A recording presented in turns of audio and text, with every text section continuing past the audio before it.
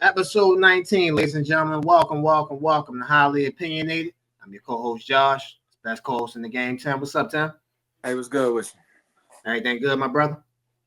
Yeah. Holiday season, Christmas on Wednesday. Ain't no complaints over here, man. Absolutely.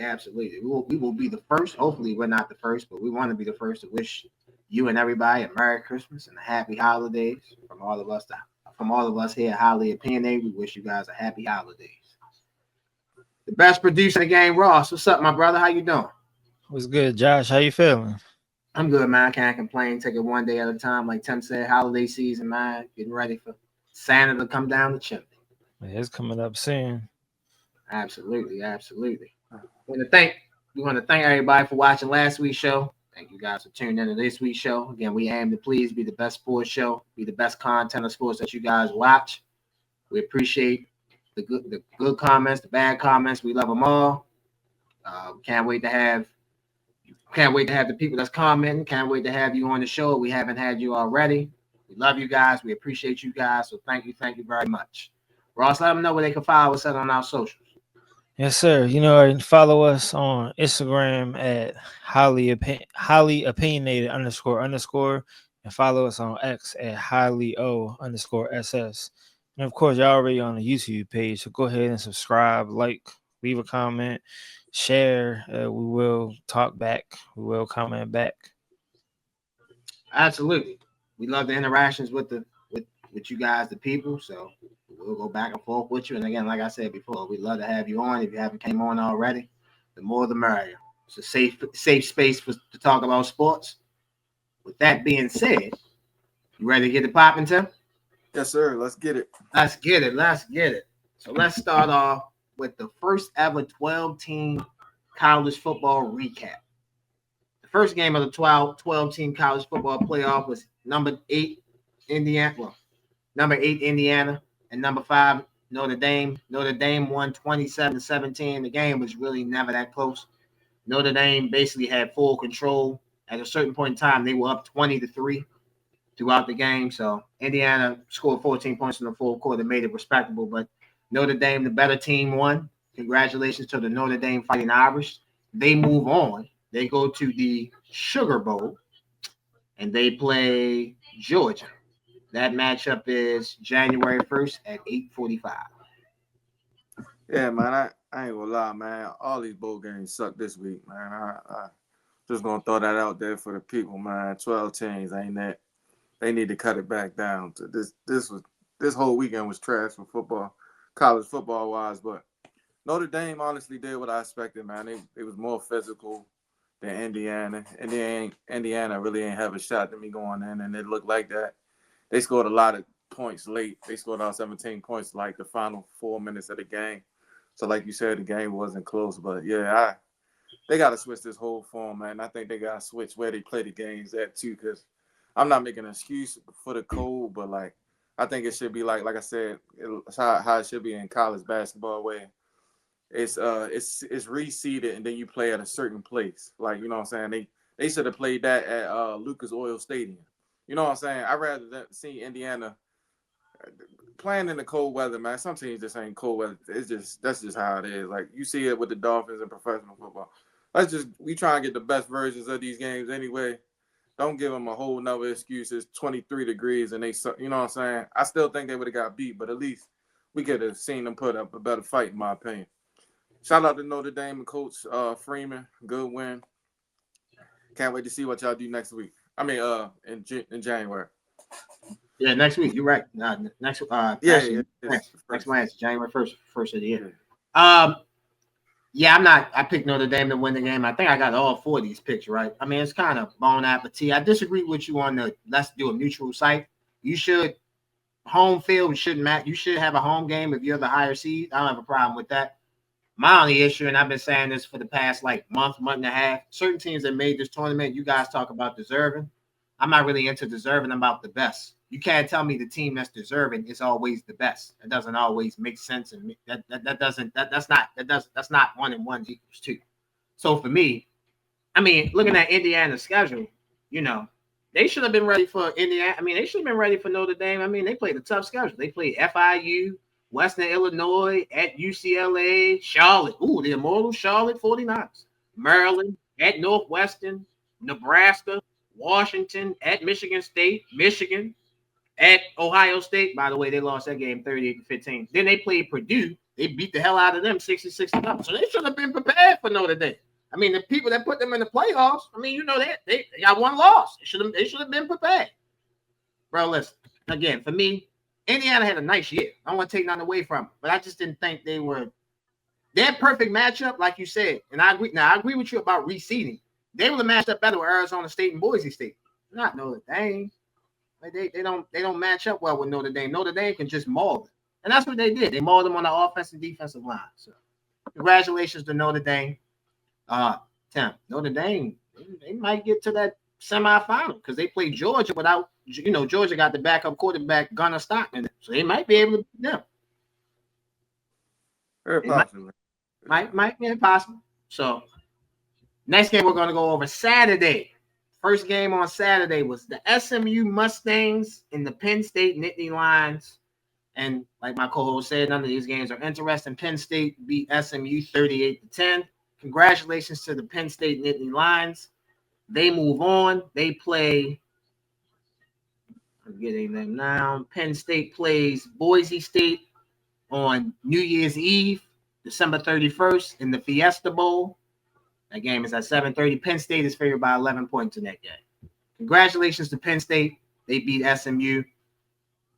Defense and running the ball ran supreme for the Nittany Lions. Yeah, man, this game that came down to one player, man. Kevin Jennings just stunk this game. Like, he stunk from start, not to finish, but he stunk from start to finish. They actually quick. I tell you, there's only a couple plays that really changed the game.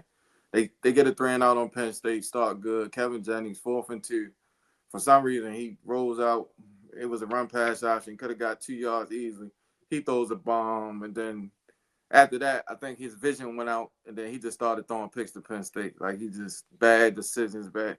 And that gave him 21 unanswered. Then that's when the floodgates. Then the floodgates open. So, yeah, SMU looked bad, and now next year everybody gonna get what they want. We're gonna get 10 SEC teams, and then we're not gonna get 10 SEC teams. We're just gonna get the right teams in. That's all. Yeah, we're gonna get 15 SEC teams, and that's cool. I mean, just make it 15. Let's just make it the right teams in. Let's just make it the SEC tournament then. You feel me? No, not low. Let's just get the right teams in the tournament. That's all. Let's not put people in because you got one loss. Let's put you in because you're actually win the games. They have to win the games. You're right. You're right. The argument if you don't win. No, you're right. You're right. Alabama didn't win. Ole Miss didn't win. South Carolina didn't win. Bro, let's put SMU in, and we see what happens. Yeah, so they you get a better game if you win. They didn't close out. Like they didn't. Or Miami. Miami didn't win either. You're right. So you gotta win these games. I mean, they won more than all the SEC teams. I'm just saying, like, no, they did. I'm just saying this is what they're gonna do next year. They're gonna say because everybody got blew out, but the SEC team got blew out too. So yeah, I know they did. They got blew out the worst. But so yeah. So next year we're gonna get 6 SEC teams. Let's see what happens. You know what I'm saying? Hopefully it's better. I think the whole format is trash personally. But shout out to who won? Shout out to Penn State and James Franklin. He got that's a good win for him. The funny thing about this is that it's a playoff win for him and nobody makes it a big win. This how you know SMU shouldn't have been in. He won a playoff game and he's not getting credit for it. Now they're talking about, oh, well, you need to get to the semifinal. You know what I'm saying? So again, for me, it's not about putting all SEC teams. Just put the right teams in. I never thought SMU should have made it in the first place. I think that effort on Saturday showed whether they should or shouldn't have been it. Well, the quarterback effort, the team. I'll give you that. The quarterback. If they had any other quarterback Saturday, that's a good game. That's how mediocre Penn State looked as well. Penn State ain't look like nothing crazy. Not at all. Capitalized over turnovers. They did. They capitalized on turnovers.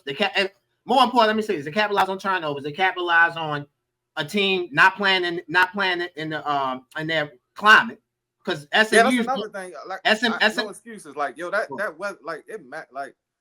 No, weather matters. Like, let me say this: they gotta do like not to cut you off. They gotta do neutral sites just because it just don't make sense. Like, and you want fans gonna come to the games. Don't get me wrong, but like you want a good game. Like you don't want the weather to dictate how the team's playing. Like it's 25 degrees and a team that throw the ball, it's harder to throw the ball. Like, it's no excuse, but like, we want the best game possible. That's why in college basketball, you got regions and you go to certain, you know what I'm saying? They play all the games at one region. Then same thing should be doing. Get 4 stadiums or whatever y'all want to do. Like, don't have them playing in 20-18 degree weather because we're not going to get the best game. Yeah, I agree with that and disagree with that. Like, yeah, you should have an advantage of being a higher ranked team. So if that means you have a home game, that's fine. It's up for you to get. Why do you need advantage? You don't get advantage in every sport. Yes, you do in the NFL, sir. The Philadelphia Eagles are the number 2 seed, bro. When they play in the first, I'm not talking about professional. Any other college sport, you don't get a home field advantage. This college, yeah, but you already got neutral sites for after the first round. So that's how you get to a neutral site game. You just got to win a game on the road. So it should be neutral the whole thing through. Why change it up? Why do they get a home game and then go to a neutral site? Why not the neutral site the whole time? Because the way they made the one thing about this I do not disagree with. I do not have a problem with home teams getting home games. I don't. Because at the end of the day, why work all hard for why are you playing the games in the season to have a better record if you're not going to get the advantage of playing at home? At least for the first round. The main teams are on a bye. In the number 1, number 2, number 3, number 4 seeds are on a bye. So I'm saying that you got 5, 6, 7, 8. They should have a home game. I mean, where else you gonna play the game? Wait, hold on. Most of the teams that was higher seeded and the thing didn't have home games though. Like no, they did. Notre Dame was highly ranked in okay. Indiana, and they had a home game. Ohio State was ranked higher than Tennessee. They had a home game. Penn State was ranked higher than SMU. They had a home game. And then the other game, they were ranked higher than they had a home. I don't have a problem with you having a home game. Listen, this is my thing. It shouldn't be no home game though. Like it shouldn't. For what? We can agree to disagree. That's fine. I'm just saying I don't have a problem with that. My problem is that we need to pick not you, but they need to pick the right teams. That's the only thing I got a problem. When you pick the right teams, home ain't gonna matter. Bro, let me say this. Just give you an example. Let's say Miami went to Penn State. Would you be talking about the weather? No. You'd be like, Miami, they didn't play well, they lost. Miami would have beat Penn State, though. Ta-da! Next game, brother. Like, that's my point. Oh, that's the team I said should have got in. I said Miami should have been in. No, I'm not disagreeing with you. I'm not disagreeing with you on SMU. I'm just saying, my thing is not to put the 12 best SEC teams in. I don't give a fuck about that. Put the 12 best teams in. Put them in. Reseed them. Let them play. Let them play and then rock out. That's all you got to do. The committee didn't put the 12 best teams in. They did. Because it's hard. It's hard to put the 12 best teams in when everybody don't play the same type of schedule. Like, you never going to get the 12 best teams. It's not possible. You're right about that. But I'm saying Indiana and SMU didn't play anybody. That's what I'm saying. But you can't jump teams just because you think they, you know what I'm saying? You can't jump somebody just because you think they played a tougher schedule. Like, you just can't. It just will never make sense because that's what I'm saying, because it's always going to be a bias to the SEC because that's the best conference to everybody's opinion, right? No. It would. Let me say it. I would not be complaining about Indiana making the playoff if they played somebody more than Ohio State. I went through their schedule, bro. They played Panera Bread. They played Kemp. They played Loss. That's what they played. They only lost one game, right? So I'm just saying it's always going to be hard to jump a 3-loss team. Even think about what we said at the beginning of the year. Hold on, listen. In the beginning of we said we don't think no 3-loss team should get in, right? Yes, your sentiment changed towards the end of the year, right? Because you felt like it was teams better than the 1 and 2. Yeah. So that's what I'm saying. It's always going to be hard to do that because 3 losses and 1 losses is like, yo, I can't. Okay, you think they better? Okay, that's cool, but they have 1 loss. Like, it's just basically you're down in the other conferences. That's what I'm saying. So it's like I'm not. For me, I'm not. Let me pick Indiana. I'm using Indiana as the example. Indiana didn't play nobody in the Big Ten. When they played the realest team they played, they got blown out. So to me, they're not a playoff team. I know they have 1 loss. So once again, that's what I'm saying. You're downing the whole conference because they lost. No. I'm downing their schedule. Their schedule was weak. I'm saying. So you could do I'm not downing the conference. The Big Ten got more teams in than the SEC. So you're gonna put a 3-loss. Technically you are down in the conference because you're putting a 3-loss team over a 1-loss team. So it's really like we don't care who you played. We think they're better than you. Ladies and gentlemen, let me make this very clear to y'all. I'm not downing the conference. I'm downing Indiana's schedule. I went through that schedule. They didn't play anybody. What conference did the two best teams that they played? You're missing my point. Indiana played in that conference, right? Yes. So essentially, you're downing the conference. No, I'm downing their schedule. Yes, I'm downing their schedule. I mean, they're scheduled in the Big 12. No, I mean, they're not. Yes, but essentially, did they play? Tim, did they play Oregon? Tim, did they play Oregon? Did they play Oregon? Did they play Penn State? Indiana played. You don't have to tell me. That's what I'm saying. They didn't play nobody. So I'm not downing the conference. I'm downing the schedule. You're downing the schedule of the conference, right? I'm downing the schedule of Indiana. I'm not downing the schedule of the conference. They made their schedule, JD. Indiana doesn't make the schedule. Indiana. So Indiana don't pick their non-conference games? JD, we talked about this before. Nobody's picking no crazy non-conference games. We already talked about it. Bro, Notre Dame went to Texas A&M week 1. Notre Dame is not in the conference. Alabama went to conference. They're not in the conference. For football. Notre Dame is not in the football conference. You're right. Alabama went to Wisconsin. Is Alabama in the conference? Is Wisconsin in the conference? Is Wisconsin good? I'm just saying. Hold on. You're not gonna get away with that, bro. That's bullshit, my nigga. What I'm saying is this: Alabama scheduled Wisconsin. Can you tell me what Indiana scheduled somebody that's as good as Wisconsin? I'll wait, bro. Give me Indiana's First of all, we talking about a new coach from James Madison coming to Indiana. Okay, but you're right. It's the same thing. You're right. But once again, my point is, it's going to always be hard for them to put a 3-loss over a 1-loss every year. I don't care what conference you say better, what schedule, all that bull crap. It's going to be always hard. So cut the 12 teams, just make it 8. Make it simpler for y'all. Just make it 8. You can have 4 of your SEC teams, the non-conference teams. That's fine. Great. Tim won inclusion, bro. Let's put everybody in. Hey, Army. Army got 1 loss. Army should have been in the tournament. Should have put Army in. Let's go to the next one, yo. And I just said make it 8. Bro, you saying that you can't jump a team, yo, because they got 3 losses and they got 1. Bro, if the team is better, they're better. I don't give a fuck if you got 3 losses. You're better. No, bro. So basically, time out. The Eagles, hold on. I know this is NFL. The Eagles, right? They have 1 less. They have 1 more loss than the Vikings. Hey, bro, who a better team, the Eagles or the Vikings? So basically, can you answer the question? Who's a better team? Because I hate when people don't answer what the hell you're saying. Basically, what I'm saying was you're disrespecting the conference. That's all I'm saying, and that's what you're doing. Ladies and gentlemen, I'm disrespecting the Big Ten. They got 3 playoff teams in the conference. They had Ohio State in, Penn State in, and Indiana in. I'm disrespecting the conference that had the most teams in the college football playoff. Yeah, no, I'm not. I'm disrespecting Indiana's schedule. They didn't play nobody, just like SMU didn't play nobody. And then when they played somebody, they got their asses handed to them. Cool. The conference verifies the schedule. Okay, bro, you got it. Next game, Clemson, number 16, Clemson, number 3, Texas. Texas beat Clemson 38-24. Texas, another home game, the best home game environment of them all. It wasn't cold and icy and cold. It was 60-some degrees. I think my co-host will agree. Football weather. The Texas Longhorns, they played good defense. They ran the ball down Clemson's throat. I can't say the game. All right, so the game was like a quasi blowout, and then Clemson shot the K Company. And let me give credit to Dabo. Dabo, I've been critical of you not reaching the getting into the transfer portal. I still think you need to get in there to make your team better. But I understand your methods. You like, bro, we're gonna build this thing from within, and we're gonna rock out. I want to give a shout out to Clemson. This was the best playoff game of the weekend, and again, it wasn't really close until the end. You feel me? So. Shout out to Dabo, shout out to Clemson, but Texas move on.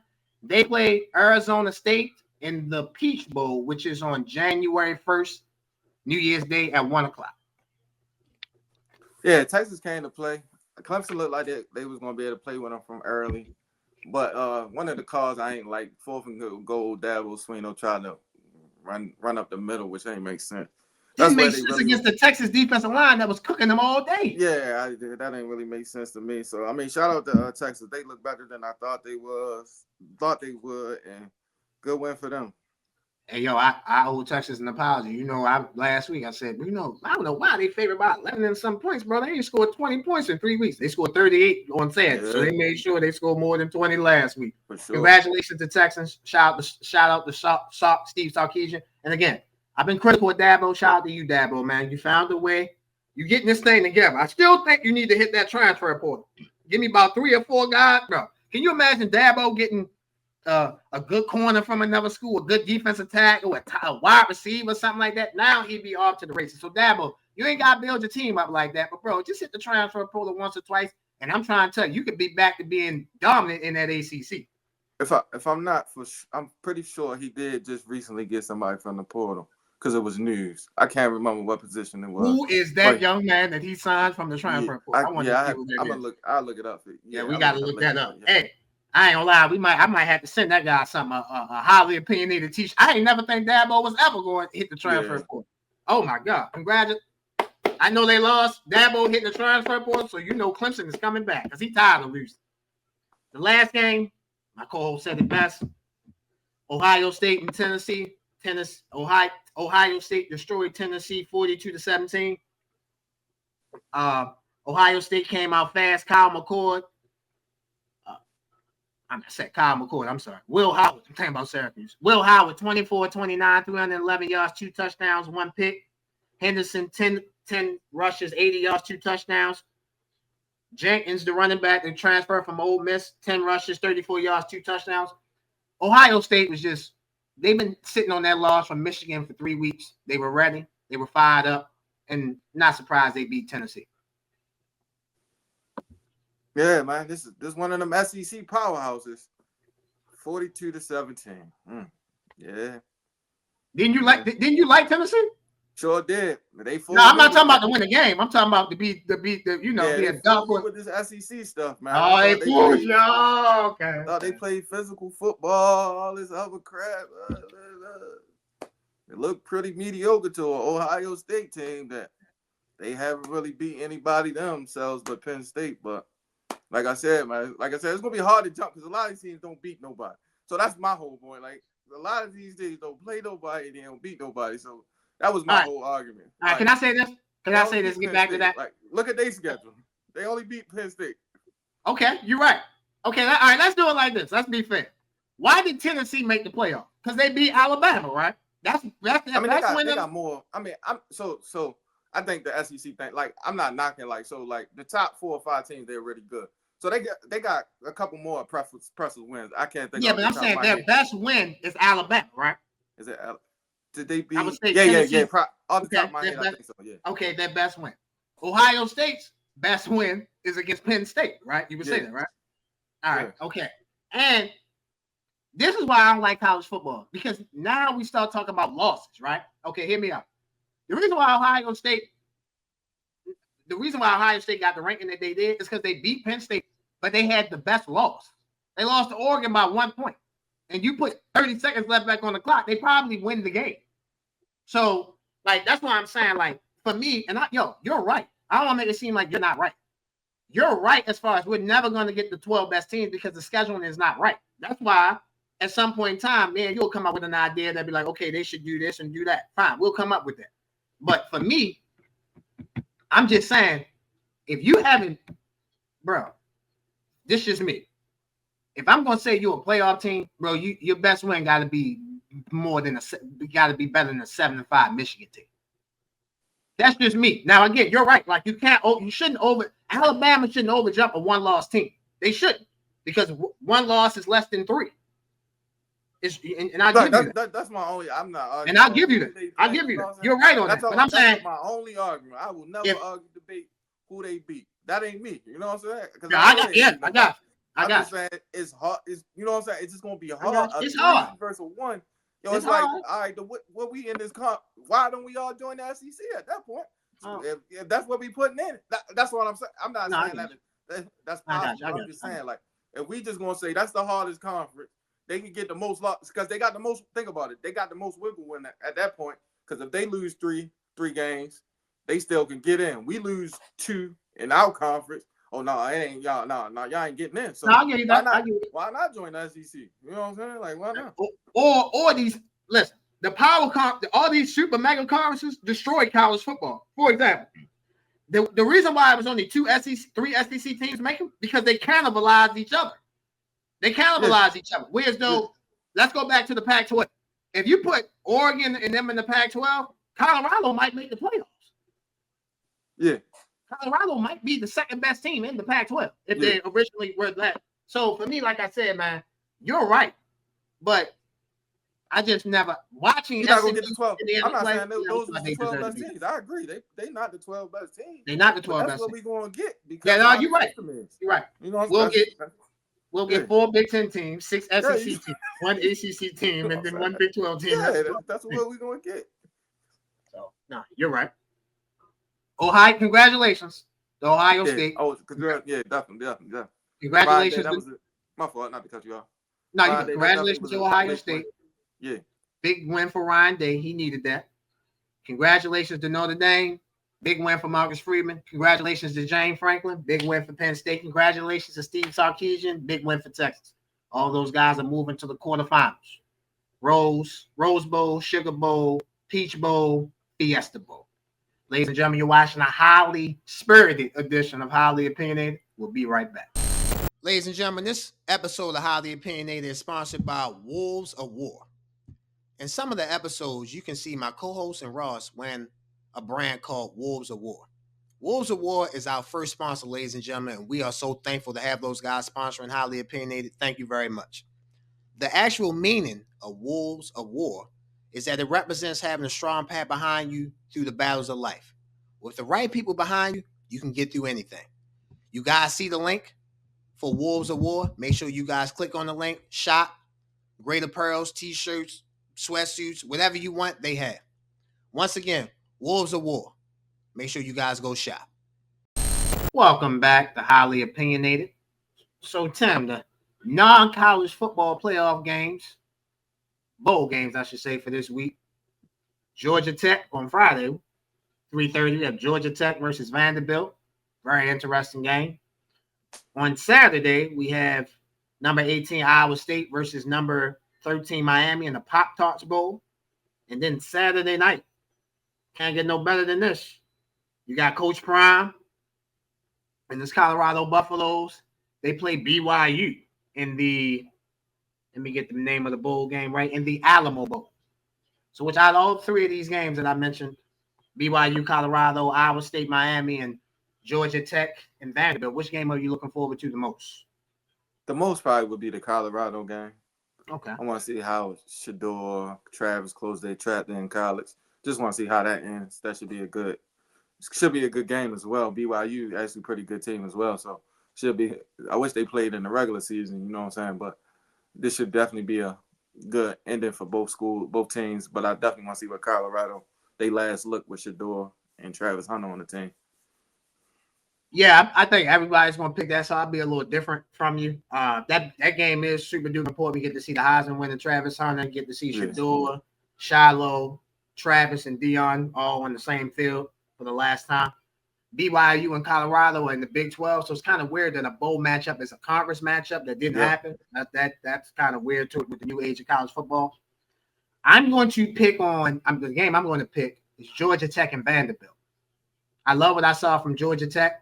Last time we saw Georgia Tech, they took Clemson. They took Georgia to 8 overtimes. Yeah. And this Vanderbilt team, I know they're 6-6, but this Vanderbilt team has played really well. They played teams tough. They played Texas tough. They beat Alabama. So this Vanderbilt team with Diego, the quarterback, he's coming back next year as well. So I'm really looking forward to that game. Georgia Tech is favored by 2.5 over Vanderbilt in the Birmingham Bowl. So I'm looking forward to 2 teams who I think are in the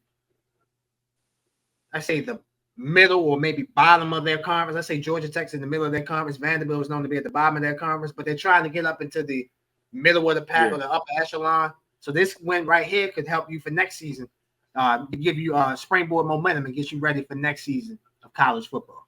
So I'm definitely looking forward to Georgia Tech and Vanderbilt. Sam, it's about that time, brother. You guys saw the logo. You know what it is. Let's talk about it. Our topic this week for Let's Talk About It is the NBA. So you guys know, I'm sure you guys are on Twitter or on TV or newspapers, wherever you get your news from, that you guys saw that the NBA ratings are down. Tim, why do you think the NBA ratings are down, and what would you do to fix the problem?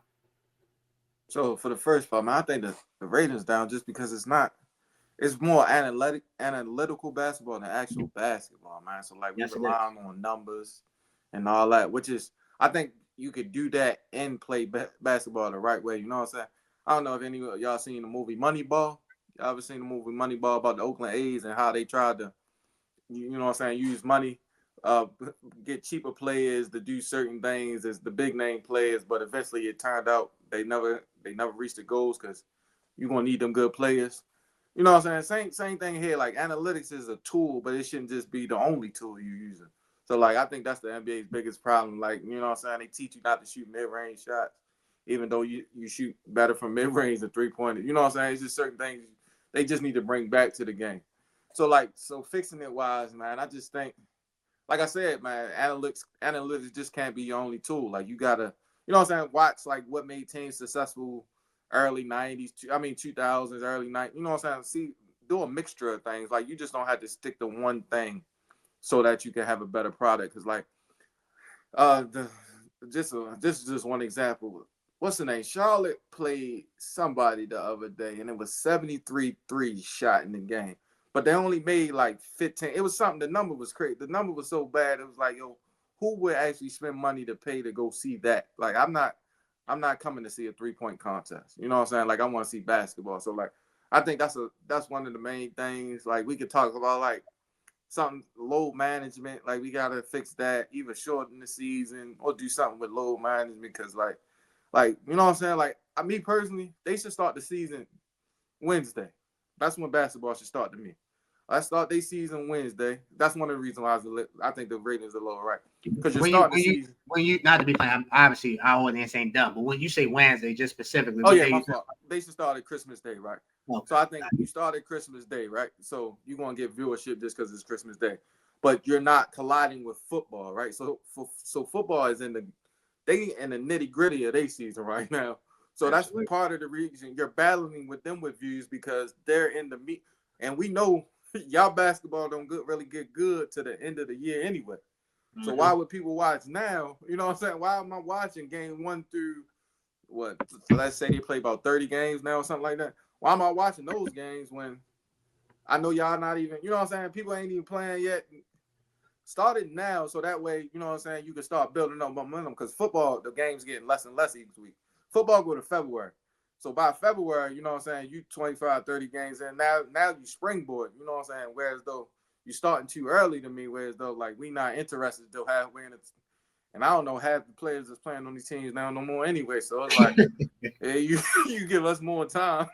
I don't know who you play for. You know what I'm saying? You giving us more time to actually be a fan and follow the product. I feel like they don't have true NBA fans no more.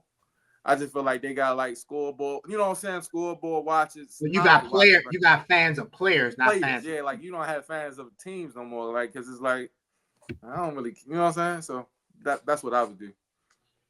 So, ladies and gentlemen, me and the best co-host in the game, had a spirited first segment on college football. We disagreed. It should be this and it should be that. And you should die. They're not gonna play this and not gonna play that. Ladies and gentlemen, we don't disagree on this. I agree with mostly everything that Tim said. Why the hell am I going? Sir, I live in Baltimore. Why am I going to drive from Baltimore to Washington to watch Jordan Poole, Jonas Valanciunas, Kyle Kuzma, and whoever shoot threes? Nah, I can flip TV on my TV and watch that. Like, nah. Tim is 100% right. The NBA has become nothing but a 3-point contest. I was watching an NBA game.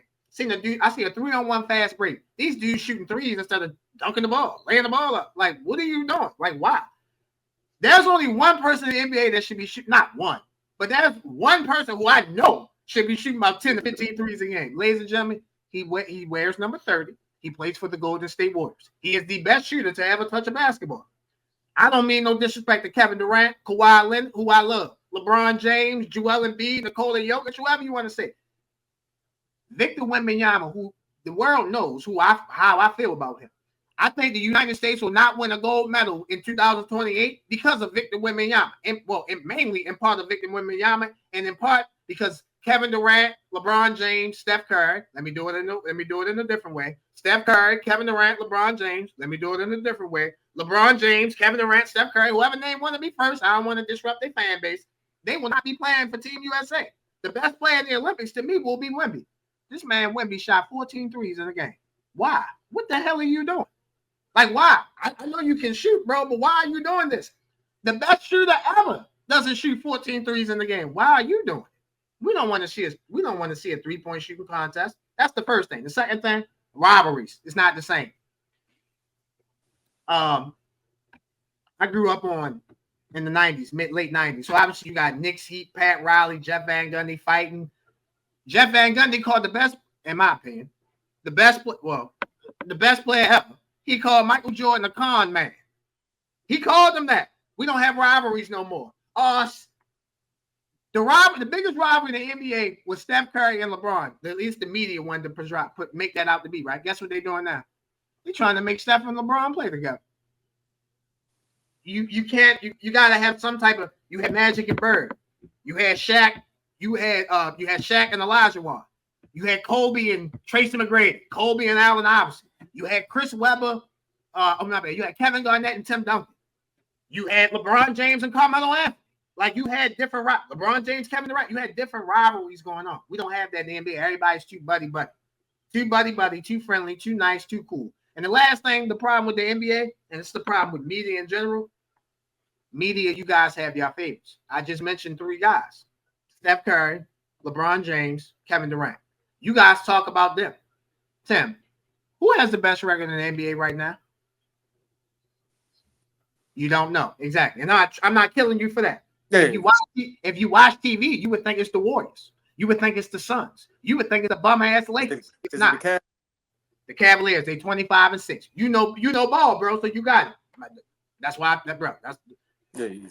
No, most people think I picked you. No, you picked me to be on this show. I'm happy that you have me.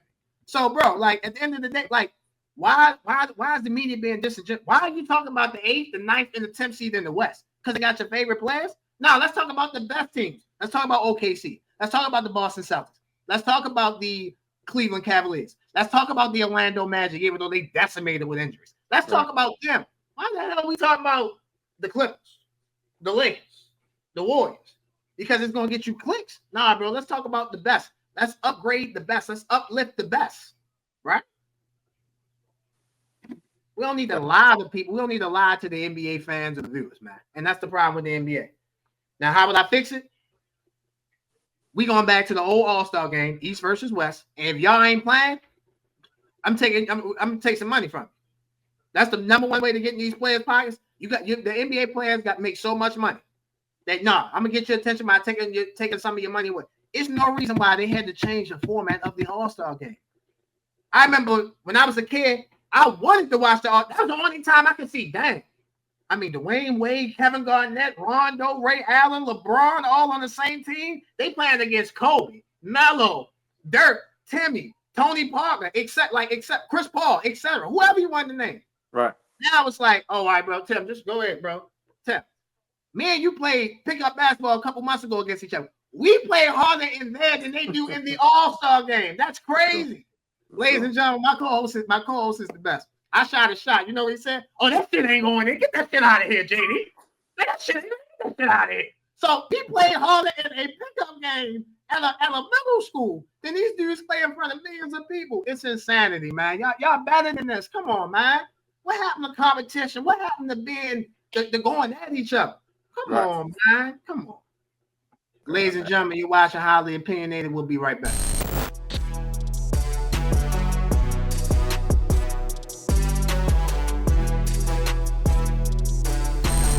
Ladies and gentlemen, welcome back to Highly Opinionated. As you can see, we have a special guest, a football coach in his own right, one of the smartest football minds I know. Ladies and gentlemen, let's give a warm welcome to Highly Opinionated to my guy, Rell. What's up, Rell? Welcome to the show, Rell. How y'all feeling? Appreciate y'all for having me on here. We appreciate you for giving us your time, man, and blessing us with your presence, man. How's everything with you? Everything good. You know, living, breathing, healthy. Good, man. I'm glad to hear that. Glad to see you doing well, man. Wish a great 2025 for you and everything that you got going on, brother, man. Just want to give you Same for y'all. Just want to give you your flowers on the air, brother. We used to work together. One of the smartest football minds I know used to come in. Hey, Josh, man, you need to think about it this way, and you need to come at it this way, and think about this, and this guy can play it. He's sucking the lie. And the brother coaches too. We'll get to the teams you coach for in a second, but just want to give you your flowers, man. Keep doing what you're doing. Keep being great. There's no door that you can't knock down, bro. So keep chasing. Keep chasing great. Same for y'all. Y'all already blew up soon. I'm telling you. Appreciate it. So, like I said, you coach football. What teams do you coach, and what positions do you coach? And just give my audience what you do as far as coaching football. Well, I coached youth football for the Reisterstown Mustangs. Coached 11U last year. This year is going to be 12U. We lost in the game before the championship. And I'm also head coach for a JV team that I can't say right now, but after the holidays, I will be able to say. We will bring you back on the show just so you can make that announcement, if that's okay with you, so that everyone knows what JV team you're coaching for, but strictly with the Reisterstown Mustangs. You said 11U last year, 12U last year. What is it? You just 12U this year. 12U this year. You just tired of 11 and wanted to move up to 12U, or what made the? No, just following the kids, keeping the kids together. Okay. Go ahead, Tim. So, how long have you been at Reisterstown? Last year was my first year. It was me, our whole coaching staff. It was our whole first year. They was looking bad, so we just came in, did what we did. So that's crazy because my first year at Orange Mills, it was 2 years ago. So when I went up there, they actually looked pretty good. So it's crazy how like a year, you said they was looking bad. You know what I'm saying? It's crazy how quick things change in just a year. So it wasn't that they was looking bad. It's just that they was in American. So I don't know if you know anything about the league that they in. It's like 3 different levels, basically. Skill, this skill. National, the best. You feel me? So this was our first year in national. And we was what I would say we was the best team in the program, but based off record, we was the second best team in the program. But we turned it around. We looking for everybody. We trying to turn everything around. Young, hungry coaches. Right. Nah, I definitely like that because I feel like we need more younger coaches in the game. Yeah. Like, new ideologies, new ways of thinking. Because like some of these old coaches, they really just stuck in that old. Yeah, they be stubborn. You know what I'm saying? They stubborn, bro. Like it's hard to voice your opinion. You know what I'm saying? It just be certain things in that coaching lane. It'd be frustrating as a young person because you trying to give them, you know what I'm saying, some newer ways to link at it, but they don't even want to see it. They don't even want to see it. I'm definitely happy for you, and you know what I'm saying, and especially the position you get in the head coaching position. I love to see young, especially black men, you know what I'm saying, progress and do something better, helping the youth. I'm big on helping the youth, so definitely salute you for that. Yeah. Also, if any kids watching this or parents, I do speed training as well. So on the weekends, we started. I know it's cool, but y'all still can come up. For real. You ain't lying. Cold like a brick out there, but it's definitely worth training. Get your training in when you can. Cold as a brick outside. Yes, like, it is. It's cold as shit out here. Just 2 days. It's just 2 days. Just 2 days. You'll be out. Okay. Hey, listen. I mean, these guys, whether we're looking at it now in the college football playoffs or in the NFL, you're gonna have to go to Kansas City. You're gonna have to go to Philly. So you might as well get used to the cold now if you want that to be your profession. And the kids that's getting the 5 stars from Texas and Florida, they play all year round. So we need to play all year round. That's how I look at it. Or if we can't play all year round, we at least need to train all year round. Absolutely. So, Coach Reisterstown Mustangs, are you a position coach? I'm the defensive coordinator, and I coach the secondary. Specifically, I'm the DB coach with the defensive coordinator. Defensive coordinator with the DBs. Okay. What exactly are you looking for in the defensive back? IQ. Okay. That, like, most people probably say technique, but I feel as though if you're smart, I can teach you the technique. I can't, most players aren't smart. Like, if you can see the play before it happened. No, for real, you laughing. But if you can see the play before it happened, or if you could tell the receiver lined up at this split, so I know he going out. or I know he only can do but so much from this position. That's what take you above the level. That's what make you a different football player. Your IQ of the game. I'm telling you. Most people, like, of course, I look for the who more technically sound, who stays low in their back pedal, who 2 steps out their break, who not taking a false step in their back pedal. But all of that is coachable. That's all go with being coachable and IQ. That's what I look for. How are you coachable and are you smart? If you're not smart, then you gotta go on offense and just run with they draw on the paper. Just run what they draw on the paper. Run with the playbook. Hey, you're not smart. You can't play DB, play receiver. You see that route? Go, just run. Just keep running, keep running, keep running. For real, Do you? So it's different between like when well you younger than me, so like right. So it's a little gap, right? So like, do you think the kids are as hungry as like no even you was? You know what I'm saying? Like I don't like. Nope. I like to ask other coaches because I just don't see the same like passion or love for the game. Like I think they like the game, but I don't think they love it. You feel me? Like I think it's like they like the benefits and what they can see they get from it. But I don't think it's like, you know what I'm saying? Like when I played, it was a different type of passion. Like everybody was hungry. You know what I'm saying? You want to know what it is though? Is you see what we on right now? That's what it is. Kids is getting iPads and tablets at 5 years old. I didn't have that. Right. I was outside running around playing thought tackle in the middle of the street. Right. You feel me? Like it's just a different way of how kids being brought up. And it's like you can't even fault the parents, of course, because every parent don't want their kid to grow up how they grew up. Right. But at some point you gotta instill toughness in them. Like, and then forcing them to play football don't work either. Because you can tell when a kid is being forced to play. That's the kids that I try to stay away from the most. The kids that's being forced to play. One more question for you. Did y'all have to? So I coached rec too. I coached rec in Reisterstown for like 2 years. Like so my biggest the biggest thing I hate about rec is the parents. Like how do you feel about the parents and how do you deal with the parents? Because as far as dealing with the parents, I tend to tune them out. Okay. For the most part, because of course some parents are more hands-on than others. And those parents be the more irritating ones, but those are the parents that I love to see out there. Right, you feel me? Because if the parents that want to be out there with their kids, that want to support their kids, they're the kids that's going to come to speed training no matter how cold it is. You see what I'm saying? That's going to be the difference between a great player and an okay player. So it's like the parents that care, you can always deal with that. Just you got to install boundaries. And that's what we kind of try to do. No parents on the field. Real water boys, no parents is water boys, stuff like that. Got you. No, I love it. I'm it's funny listening to y'all. I have a son, and I try not to be that parent. Like I let him play, and I just watch. Because again, I feel like I'm more, not just because I do a sports show, but I've been watching sports my whole life, and I play. So I feel like sometimes you, as a parent, you might feel you got a better idea than the coach. I'm not going to sit here and say I got a better idea of football than you and Tim. Y'all both played it and coached it at good to high enough levels.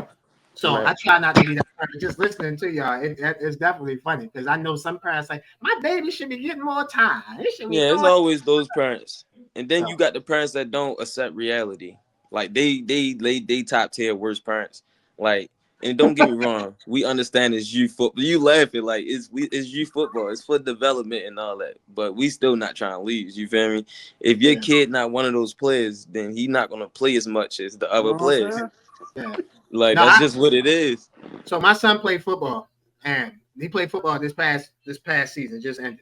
And they had a couple players on their team like that really wasn't good. They got in the play and then they get out. Like they would chart. Like, okay, he played 5 plays and out. 8 plays and out. 8 plays. Okay. 8 yeah. 6 if everybody don't show up. For real. Nah, we get it. A coach is trying to win. You have to put your job is to make players better, but your job is to win. Like I ain't gonna lie. Guess what they do? Guess what you guys have that I don't have? Y'all have a win-loss record. I'm undefeated. I'm 0-0. I ain't never gonna win. I ain't never gonna lose. Y'all got win-loss record. And I know y'all not gonna get fired from a rec league job, but like your win-loss, you can go into a rec, you can go in from one rec and be like, okay, I was 50-20 here. You're like, oh, okay. You go to another job, I'm 20-10 here. You feel me? Right. Like your record matters. So Yeah, we're not in this business trying, just make sure Johnny and Joshua can play. Nah, that's that. Let them go play baseball, man. Let them play. You want to play? Come to speed train. Come play that. But I was just about to say that the parents that complain about their kids not playing is the parents that don't bring their kid to everything they need to be at. That's just how it be. Your kid only gonna get what you invest into them. Absolutely. That's what parents don't understand. That's life in general as people. Like Rell, you only gonna get what you put. You only gonna get what you put in, what you put out. Right. You only gonna get out what you put in. You found that's what I'm trying to say. Tim, you only gonna get out what you put in. So same thing for me. Like I can't be sitting at home like, man, I hope and pray I'm about to get this $1 million. Ooh, and don't go do nothing for it. Like that's crazy. It's just not gonna happen. My one last question on coaching, then we'll obviously get to the NFL. So again, you said you coach defensive backs, you're a defensive coordinator, coach defensive back. Who are some of the present day defensive backs that you try to tell your kids to look at and look, they're for my safeties? I got one kid, like he really different. Like you always can tell one of those kids that's gonna be different. He different. So when I tell him to watch defensive backs, when I think of different, I tell him to watch Kyle Hamilton. That kid is different. I ain't gonna lie. I don't even like the Ravens. You know I don't, Josh. I know you don't. But Kyle Hamilton, he do everything. He played corner, he played linebacker, he played defensive line, he played safety, he played nickel. He played what you need him to play. And that's who you need to watch. Kyle Hamilton, Buda Baker. You can't go wrong with a no safety that had more tackles than any linebacker in the NFL. Well, I think he's second now still. Second in tackles. Second. Yep. So he's second in tackles. And then for a third one, I would say a healthy Mika Fitzpatrick. Okay. I like that. Buda Baker, Mika Fitzpatrick, and Kyle Hamilton. You can make a case. They are the three best safeties. I want to give my honorable mention to my boy Antoine Winfield Jr. down there in Tampa Bay. But you can make a case those three safeties are the best safeties in the NFL. Yeah. I think Winfield Jr. is just consistent. I don't think he's consistently good. I don't think he's consistently great. I got you. Yeah, that's how I feel about Mike Evans. There you said it. I always wondered how I would define Mike Evans, and you said it perfectly.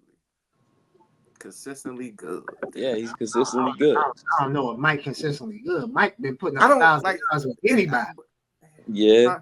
That's great, bro. That's great. With any quarterback. Bro. Like I don't mean no harm, Tim, and I love you, bro. If you play quarterback, he would get 1,000 yards with you. All right. So see, and that's what I mean, right? Like, so 1,000 yards ain't really like a lot. Like in 16 games is not. You feel me? In 17 games, it's not a lot. Okay. In 16, that's no knock. You know what I'm saying? It's no knock, but it's like think about like some of the best receivers we seen, right? Like they had runs where it was like 1,400, 1,500. Like anybody top run. It's a really crazy. Like ain't nothing wrong with 1,000. But they had. I think he's consistently good. But the receivers you mentioned had elite quarterbacks. Mike Evans had one elite quarterback his whole career. Think about AB. He had Bear. He was putting all them numbers up with Bear. I got you. What's the other receiver? Oh my God, Jerry Rice. So I'm not he had Steve Young back in the day. But when you look at Mike, you don't think like I'm gonna give you that. When you look at him, like, you know what I'm saying? He can play. You know what I'm saying? He don't give you like he's special though. You know what I'm saying? So I'm agreeing. I'll give you that because like when you think of the best receivers, you think of Jamar Chase, you think of AJ. I mean, not AJ. You think of AJ Brown. Yeah, you're right. You think of Tyreek Hill. You don't think of Mike Evans. He's sneaky good. Yeah. Ain't no knock on being good, but you know what I'm saying? Yeah. But you can't take it. But this the thing though. This will make him great. Good that he was good for so long. That's why he's great. You get what I'm saying? And that's what I can't take that away from him. Like no other receiver has done what he's done. None. And bro, if he completed, it was 2 games left. Yeah, well, he need 1,000 yards this year to complete it. They didn't throw him the ball Sunday night. I expect him to throw him the ball pretty much. I wish I was playing. I wish Ross knows. I wish my fantasy matchup with Ross was next week because Mike Evans gonna get like 20 targets next week. How far he away? He a lot away or he close? He about close to 200, I think. Like 200 away. Okay. Yeah. He pushing it. He might be able to get it. Might not. Yeah, he can do it. He need 100 yards both games. 100 yards. Yeah, that's dope. Speaking of the NFL, Rell, since we got you here, you have said that you don't like the Ravens, so let the fans know who's your favorite team. I mean, I do got on the blue, so it's for the Mustangs, but you know, I'm rocking with the Bills. Okay. Buffalo Bills. Josh Allen. Is Josh Allen the MVP of the league? Yes. Yes, and that's not even being biased. That's not even being biased. He's doing what he's doing essentially before we even added Amari Cooper. And don't get me wrong, Amari Cooper ain't been doing nothing. He's still great, but he hasn't been doing anything. He's been doing what he's doing with nothing. He made Khalil Shakir a #1 receiver. Yes. Yes, he does. Yes, he does.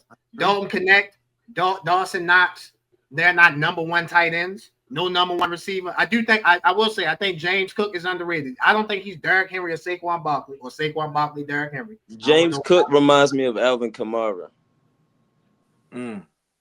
That's not how he can. Go ahead.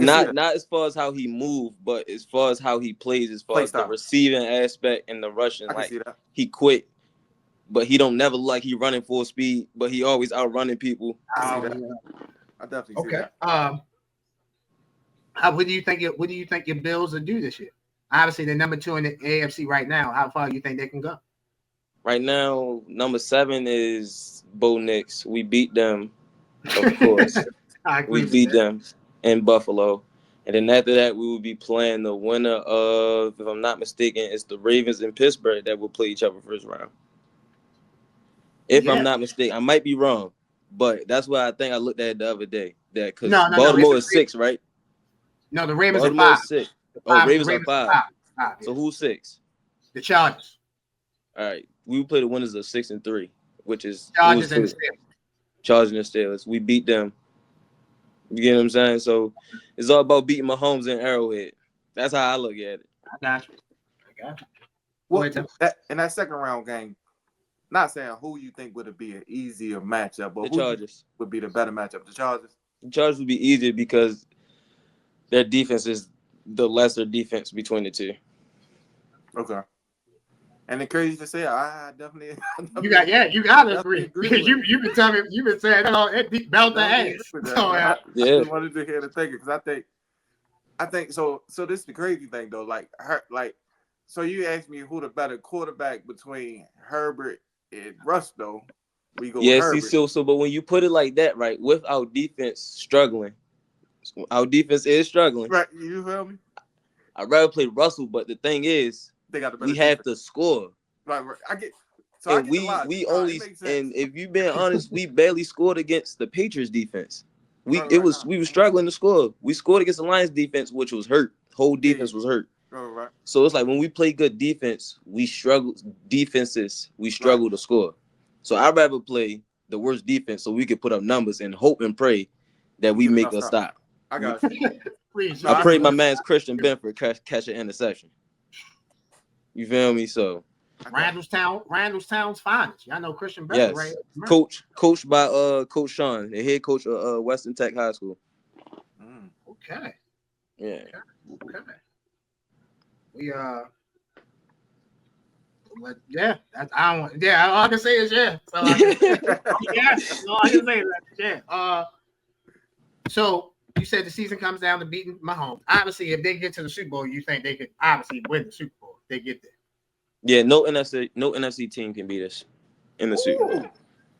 Now, before you say that, I know who he like. I watched. Okay, I know who he like. I watched the episodes.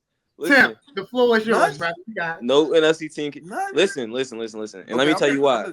And the only reason y'all can't beat us, I'm more afraid of the Lions than I am of y'all.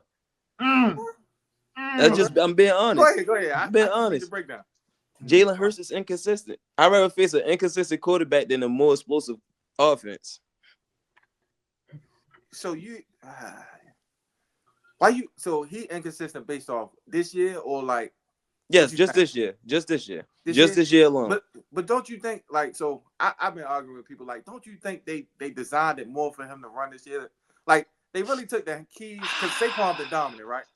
Saquon almost about to beat Eric Dickerson 40-year record. So I feel like the Pittsburgh game, you know what I'm saying? It was like they did what everybody been saying. Make Hurts throw. Mm-hmm. And he torched them. Like he torched. Yeah, but he torched a secondary that is okay, average at best. Okay. Average. Okay. Great Great when they're healthy. Average Okay. right now. Average at best. Okay. But you don't think like I like Goff, right? But I think Goff problem is like if you muddy the pocket, like you only got sacked Goff. If you just throw him off the spot a little bit, he get a little erratic. Like, you know what I'm saying? Like when y'all just played him, like it was a good game. Like y'all, to me, that was y'all best defensive game. I know they end up scoring a lot of points because like y'all was really that was garbage time though. Yeah, y'all really playing bend but don't break, nothing over top. You know what I'm saying? Make them drive it. So like some of them touchdowns are. So you really think like, and y'all defense don't really stout nobody like that. Like Saquon, like you. I like this. What I say. This what I say. Matt Milano is not a slouch at all. I agree. He's not a slouch. To me, underrated linebacker. He For sure. could be considered top 7 I with the agree. linebackers we got in our league. He could be top 7, Yeah, 5 depending on who you asking. He can run with Saquon. I'm not saying he's the fastest linebacker in the world, but when Saquon coming out on them swings and all that, all I want to see is Jalen Hurts running. You get what I'm saying? If we put pressure on Jalen Hurts, and Jalen Hurts is forced to be the quarterback that everybody hasn't seen him be this year, it's going to be problems. So as an Eagles fan, that's my one knock. Yo, I hate. To me, he sucked when he roll out. Like when he roll out, he throwing the ball out of bounds, or he throwing. You know what I'm saying? It's not. He throwing prayers. And AJ Brown and Devontae Smith make him look good. So I do agree with that 1,000. I think it's a stat that actually backs that up too. Like in the pocket, he's actually a monster. But like I think they said, like when he out the pocket, he like 26 in the league. Like he's terrible. Jeez, 26. Yeah, it's bad. Like I seen the stat the other day. So like I agree with that. Like that is concerning. Concerning. We got Teron Johnson, underrated nickel. Yeah, he's one of the best nickels in the league. If you ask me. So all right. So if you say it is Eagles Bills Super Bowl, your game plan is you gonna load the box and leave. No. Okay, I didn't say load the blocks. Go ahead. I didn't say load the blocks. I just want to get him on his toes. I'm running zone blitzes. I'm running stunts with the D line, confusing the O line. I'm just doing a lot of stuff that look like something, and then once he snapped the ball, it's not what it is. I got you. I'm making him be the quarterback. I'm making him read, because from what I saw, when he has to read the defense instead of somebody being wide open, and I mean read the defense coming from progression 1 to 4 to the check down, it's hard for him. It look like he's still in college. Hey, look, so I'm not mad at none of that, right? Because I'm not the biggest Jalen Hurts supporter. Like I still agree. Like that's the next part of his evolution to me. Like what you saying, progressions, out the pocket, scramble. But like I want that to be like when I tell you I want that game to be the Super Bowl. I want it to be Bills versus Eagles. Right. And I think we can beat Mahomes and them twice this year. I don't think they're that good. I do too. I'm sold on the Bills. My AFC pick is the Bills. And the thing is, when we go, can't nobody say nothing about Josh Allen no more ever again, because he did it with just a running back, if you ask me. Like, don't get me wrong, he got supporting roles. I'm not saying they in the NFL. They in the NFL for a reason. They good. But we talking about superstar teammates with you got Joe Burrow with Jamar Chase. Yeah. You feel me? He couldn't do it with Diggs. So if he do it without Diggs, then you can't say he was doing good because of Diggs. Nah, I agree. You can make a case the 4 best teams in the AFC, other than the Bills, all have Hall of Fame players. Lamar Jackson, Derrick Henry are going to Hall of Fame. Patrick Mahomes, Travis Kelce, both of them are going to Hall of Fame. I think Lamar going to Hall of Fame too. Lamar going to Hall of Fame. As of right now, he's guaranteed. As of right now, he's Hall of Fame. So you got 2 he don't even got to win a Super Bowl here in the Hall of Fame. Yeah, in the Hall of Fame. So you got 2 Hall of Famers with the Ravens, 2 Hall of Famers with the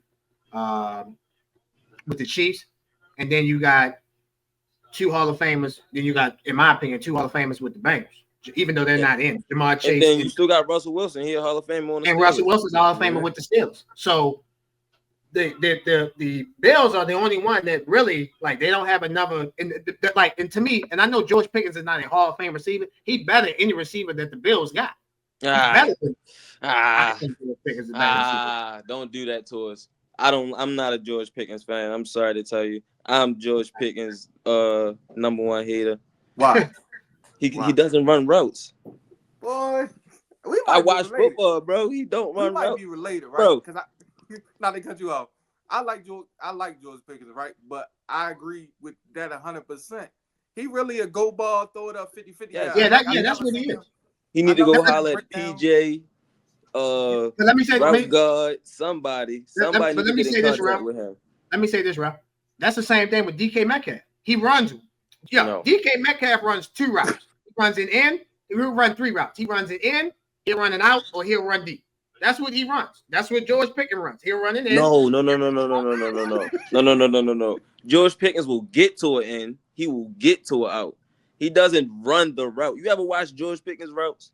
I want you to sit down after this and just look up George Pickens. Like, just watch a Steelers game. You ain't gotta look up George Pickens. Just watch the Steelers games when he running routes. He don't break down. He don't cut. There's no quick cuts. There's no in and out. He's stiff as shit. That basically what I'm saying is him and DK are stiff. That's what I'm saying. But DK can get in and out his breaks. I done seen DK run a comeback, break off the tackle, turn upfield, outside shoulder, and go. George Pickens is not doing. George Pickens is the type to catch the ball, turn around, and do something dumb and hope he don't fumble. That's what George Pickens is. He one of them type players. We hope he don't fumble once he get the ball, but we know when he's up, he can do something spectacular with it. Like, he got the hands of Almighty, sticky hands. Yeah, but route running, F. Great. Absolutely not. I agree with that. Absolutely. Absolutely not. Khalil Shakir, route running is crazy. Yeah, he's a better route runner than I get it. Yes. I definitely do that. And we still got Amari Cooper. I don't care what nobody say. I take Amari Cooper over George Pickens any day. Right now, for the simple fact, watch, he don't even got to do nothing. We still winning. When the playoffs come, watch what I'm telling you. I'm telling you today, on whatever date it is that he's going to be a 100-yard receiver in the playoffs. Trust me. I hope so. If he a 100-yard receiver, the Bills definitely going to the Super Bowl. Yeah, they definitely going to the Super Bowl. They're going. And they got question. None whatsoever. Go along with Josh Allen, the Titans that they got in the running back. Yeah, they're definitely beat it. Yeah. So you said that you don't think no NFC team will beat the Bills in the Super Bowl. So what NFC team do you think they'll play if your Bills get to the Super Bowl? What NFC team do you think they'll play? And only reason I'm conflicted is because it's a toss up with the, I don't know, do I take the explosive offense or do I take the all around team? You get what I'm saying?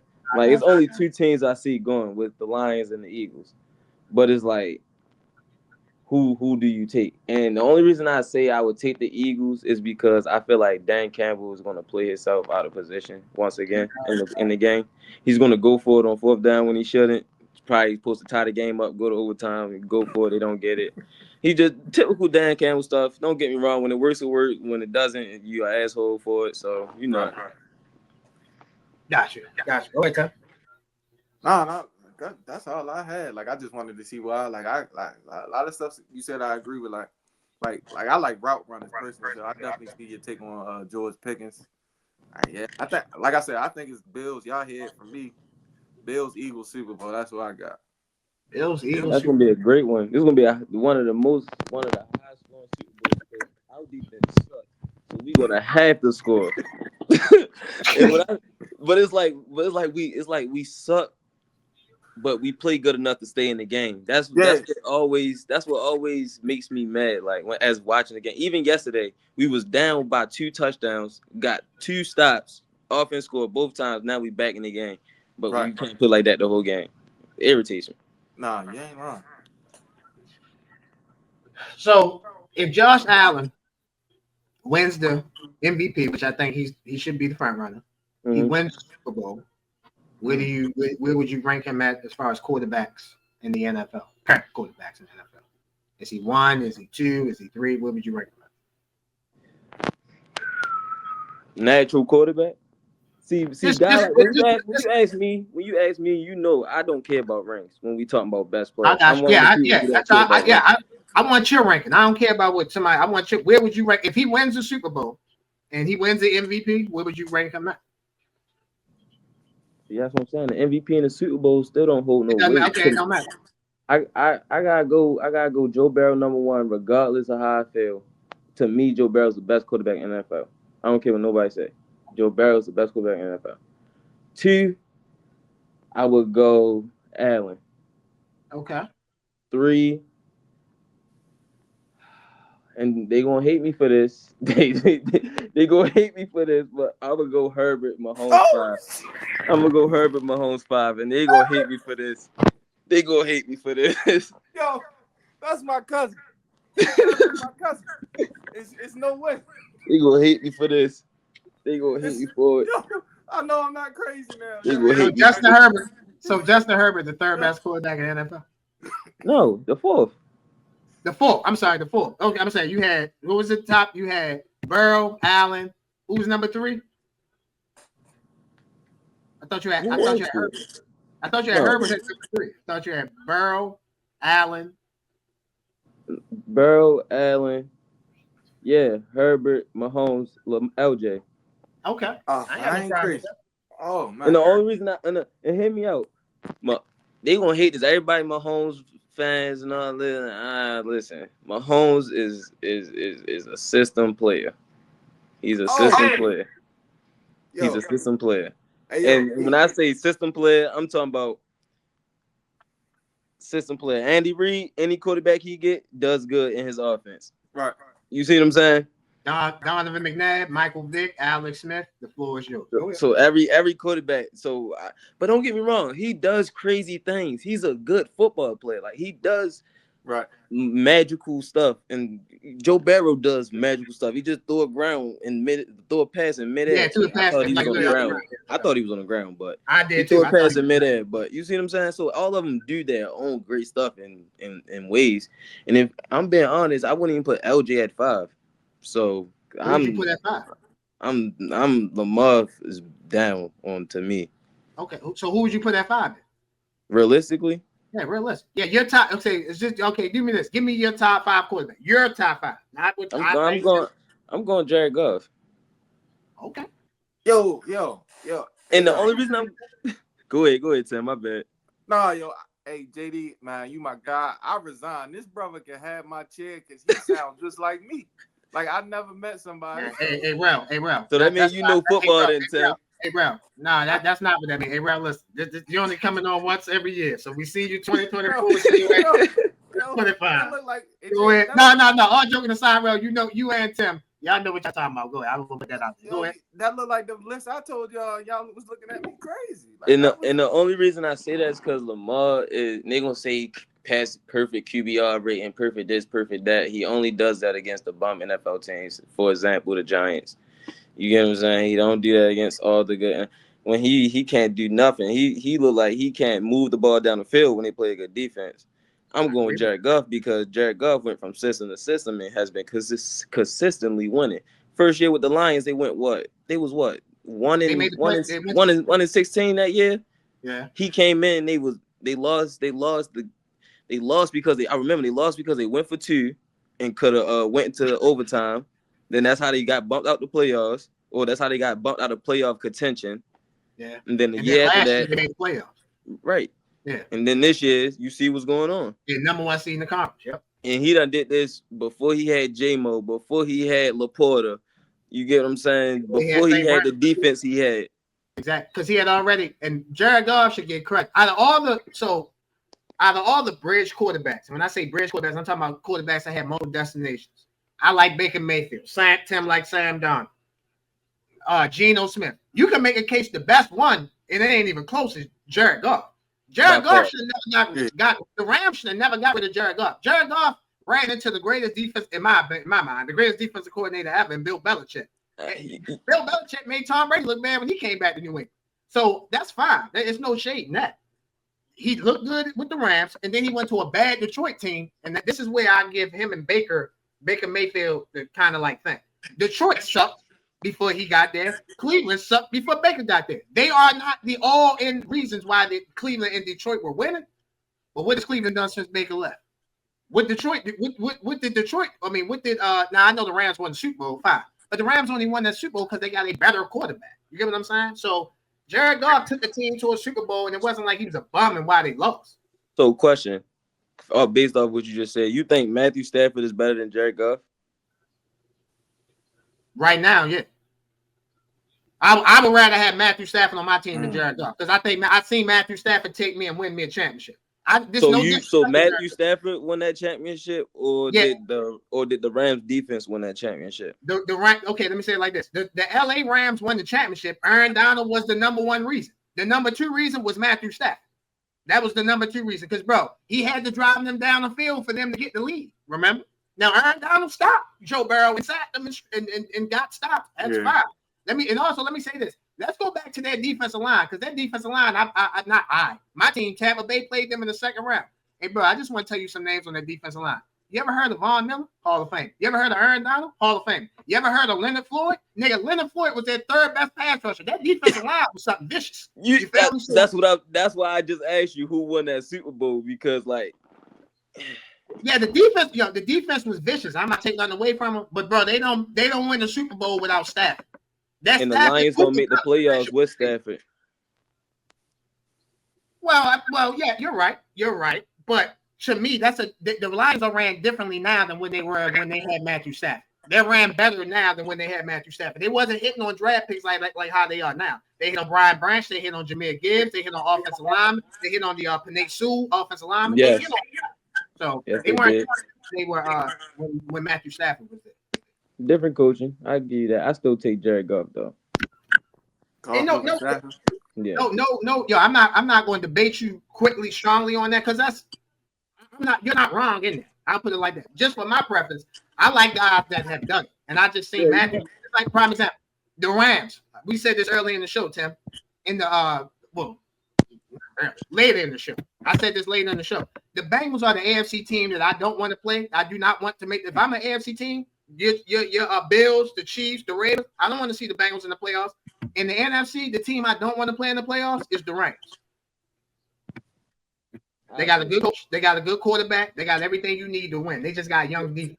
What seed are the Rams right now? They are the 3 seed. Right, because the NFC West is horrible right now. NFC West is horrible, and the Tampa Bay lost. Tampa Bay had the better NFC record. Now they don't. So the Rams gonna be the 3 seed. So is Tampa Bay gonna get in, or is the Falcons gonna get in? I'm hoping Tampa Bay get in, but the Falcons control their own destiny. They both 6-8. Tampa Bay 8-7. I don't watch the NFC East, bro. I ain't gonna lie. You mean NFC South? NFC South. Yeah, NFC South. I don't watch NFC South. Yeah, they both 8-7. Yeah, okay. That's cool. But yeah, I just think I just think Stafford, he can dime that thing, he can throw that thing, and you got the right coach behind him. Yeah, I just think he's a little better than Jared Goff. But if you think Jared Goff better than Lamar, I'm not mad at that. If you think I can't. I think he's a better quarterback. Is he a better NFL player than Lamar Jackson? No.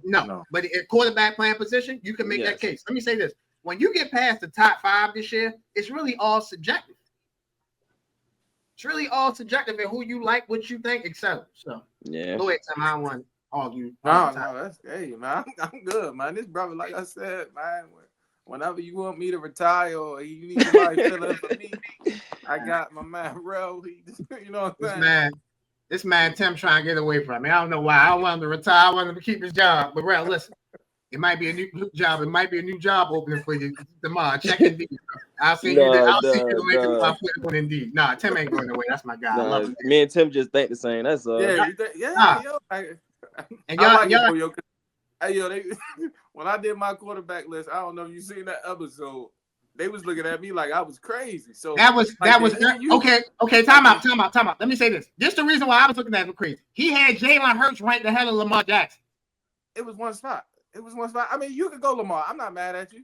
But that's why I look at him crazy. That's why I look at him crazy. Because Hurts went to a Super Bowl, played well in the Super Bowl, and Lamar got 2 playoff wins. That's my specific reason for that spot. Yeah. You know what I'm saying? I'm not mad if you Lamar Jackson lost to Ryan Tannehill. Huh?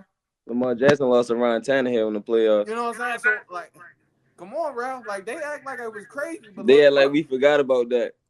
You feel me? At the crib. That's all I'm going to say. Am I mistaken? That's all I'm going to say. When I say this, ladies and gentlemen, these are not my feelings of this quarterback. I'm just letting y'all know that this happened. Jalen Hurts lost to Baker Mayfield. I'm just saying now. Y'all told me Baker sucked.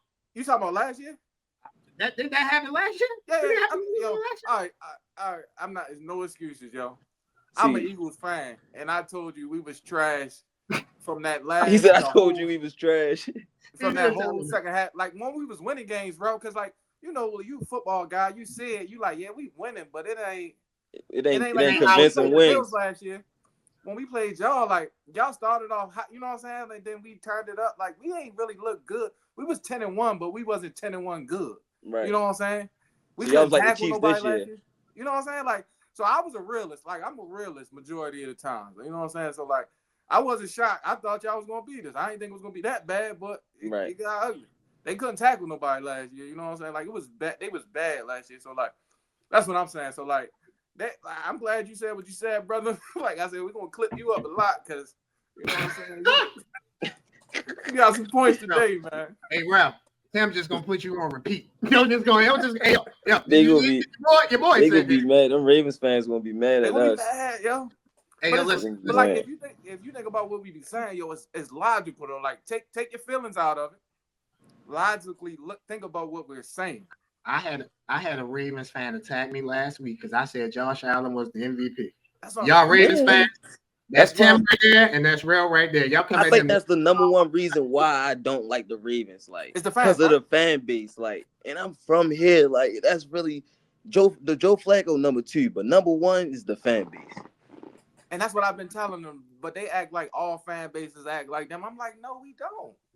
Like, no, we. Let me say this to one annoying fan base. These guys gonna talk about the Ravens. That's fine. And I know what y'all gonna say. This team ain't won for years. To me, the most annoying fan base is the Commanders fan base. Brian, I love you. Ice, I love it. Them my labels, them motherfuckers, they been getting on my nerves all year, bro. They ain't beat nobody until yesterday when they beat the Eagles. Oh, we going to the Super Bowl, bro. Y'all beat the Eagles with their backup quarterback.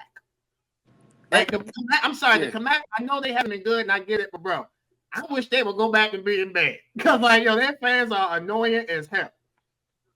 You won't say they ain't play nobody. They play some teams. Yeah, and lost every good team that they played. They ain't beat nobody good, bro. But it was all close. They ain't get blown out. Yeah, I mean, hey, that's nice. Hold on. Let me say, hey, Rell, bro, you my guy, bro. Nothing but love. Hey, bro, let me ask you a question. When you coaching these kids, bro, you coaching for closeness or you coaching for win? I'm asking you, bro, what you know. Definitely ain't coaching to lose close. I'm trying to spank them. And that's the thing about Ravens fans, right? So the Eagles lost. Why Ravens fans talk about us? They don't have no affiliation with the Commanders. No, and then, mind you, we played them and beat them. Like, what are you talking? It's nothing to talk about. That's all they gonna say to me in the comments. Oh, we beat y'all this year. I guess. Right, week 5, week 4. And we beat the quarterback that y'all can't beat. Y'all got so to me, y'all got the 2 best wins. Y'all got Kansas City and y'all got Detroit in Detroit. No one has beat Kansas City, and Detroit has only lost once other than that, and that was the Tampa Bay. You know what I'm saying? So y'all got 2 of the best wins of the season. So like, what are we talking about? Like, once again, with a subpar defense and the average offense.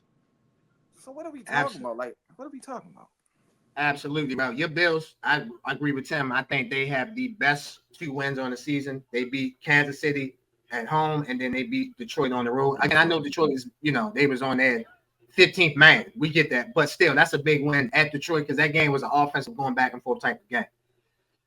Well, we want to thank you for your time, brother. As Tim said, brother, you're more than welcome to come sit back. I know Tim joked with you about sitting in his chair. Rell, whenever you want to give up coaching, got this chair right here for you, bro. You got it whenever you're ready, my brother. I appreciate it. We appreciate you for your time, brother. We appreciate you. Can't wait to have you on again, man. Again, brother, thank you for your time, man. Appreciate you. All right. Appreciate you, bro. Sir.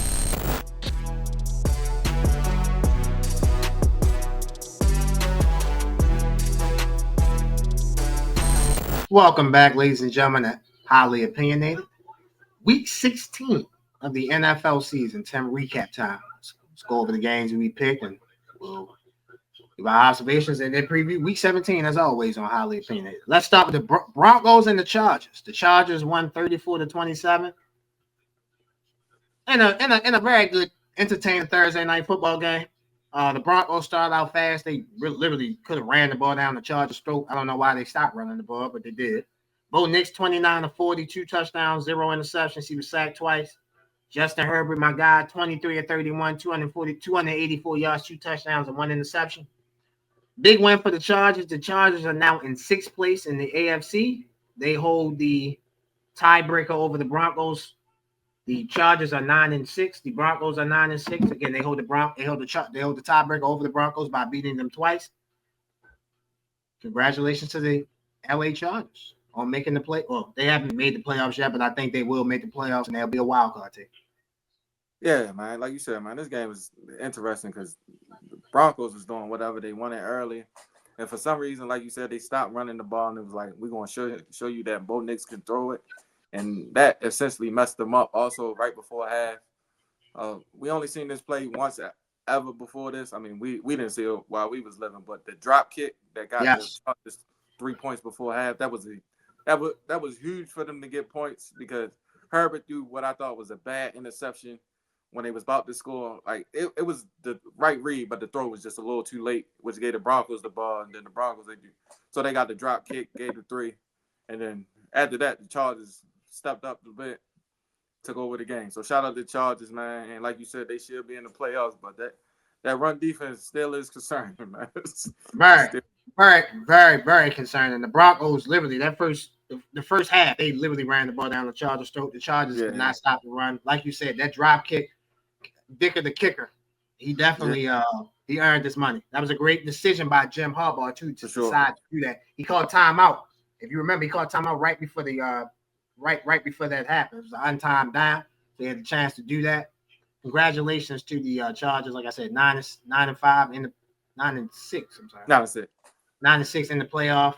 They're more likely to not be the 6th seed in the playoffs and take on the winner of the AFC North, whether that's Pittsburgh or Baltimore. Next game we're going to go over. Speaking of Pittsburgh and Baltimore, the Baltimore Ravens. Wasn't a robbery at the bank this weekend, brother. They held the bank down. They held the home field down. Baltimore Ravens won 34-17. Lamar Jackson, 15-23, 207 yards, 3 touchdowns, 1 interception. Added 22 yards on the ground. The star of the game to me was Derrick Henry, 24 attempts, 162 yards. He ran over the Steelers. Russell Wilson, 22-33, 217 yards, 2 touchdowns, and 1 interception. Again, the score was 34-17. It was 2 plays by Russell Wilson that really hurt them to me. Obviously, the pick 6 by Marlon Humphrey, that was crucial. But when he slid and fumbled, that was the game. Like, because Pittsburgh was going to score.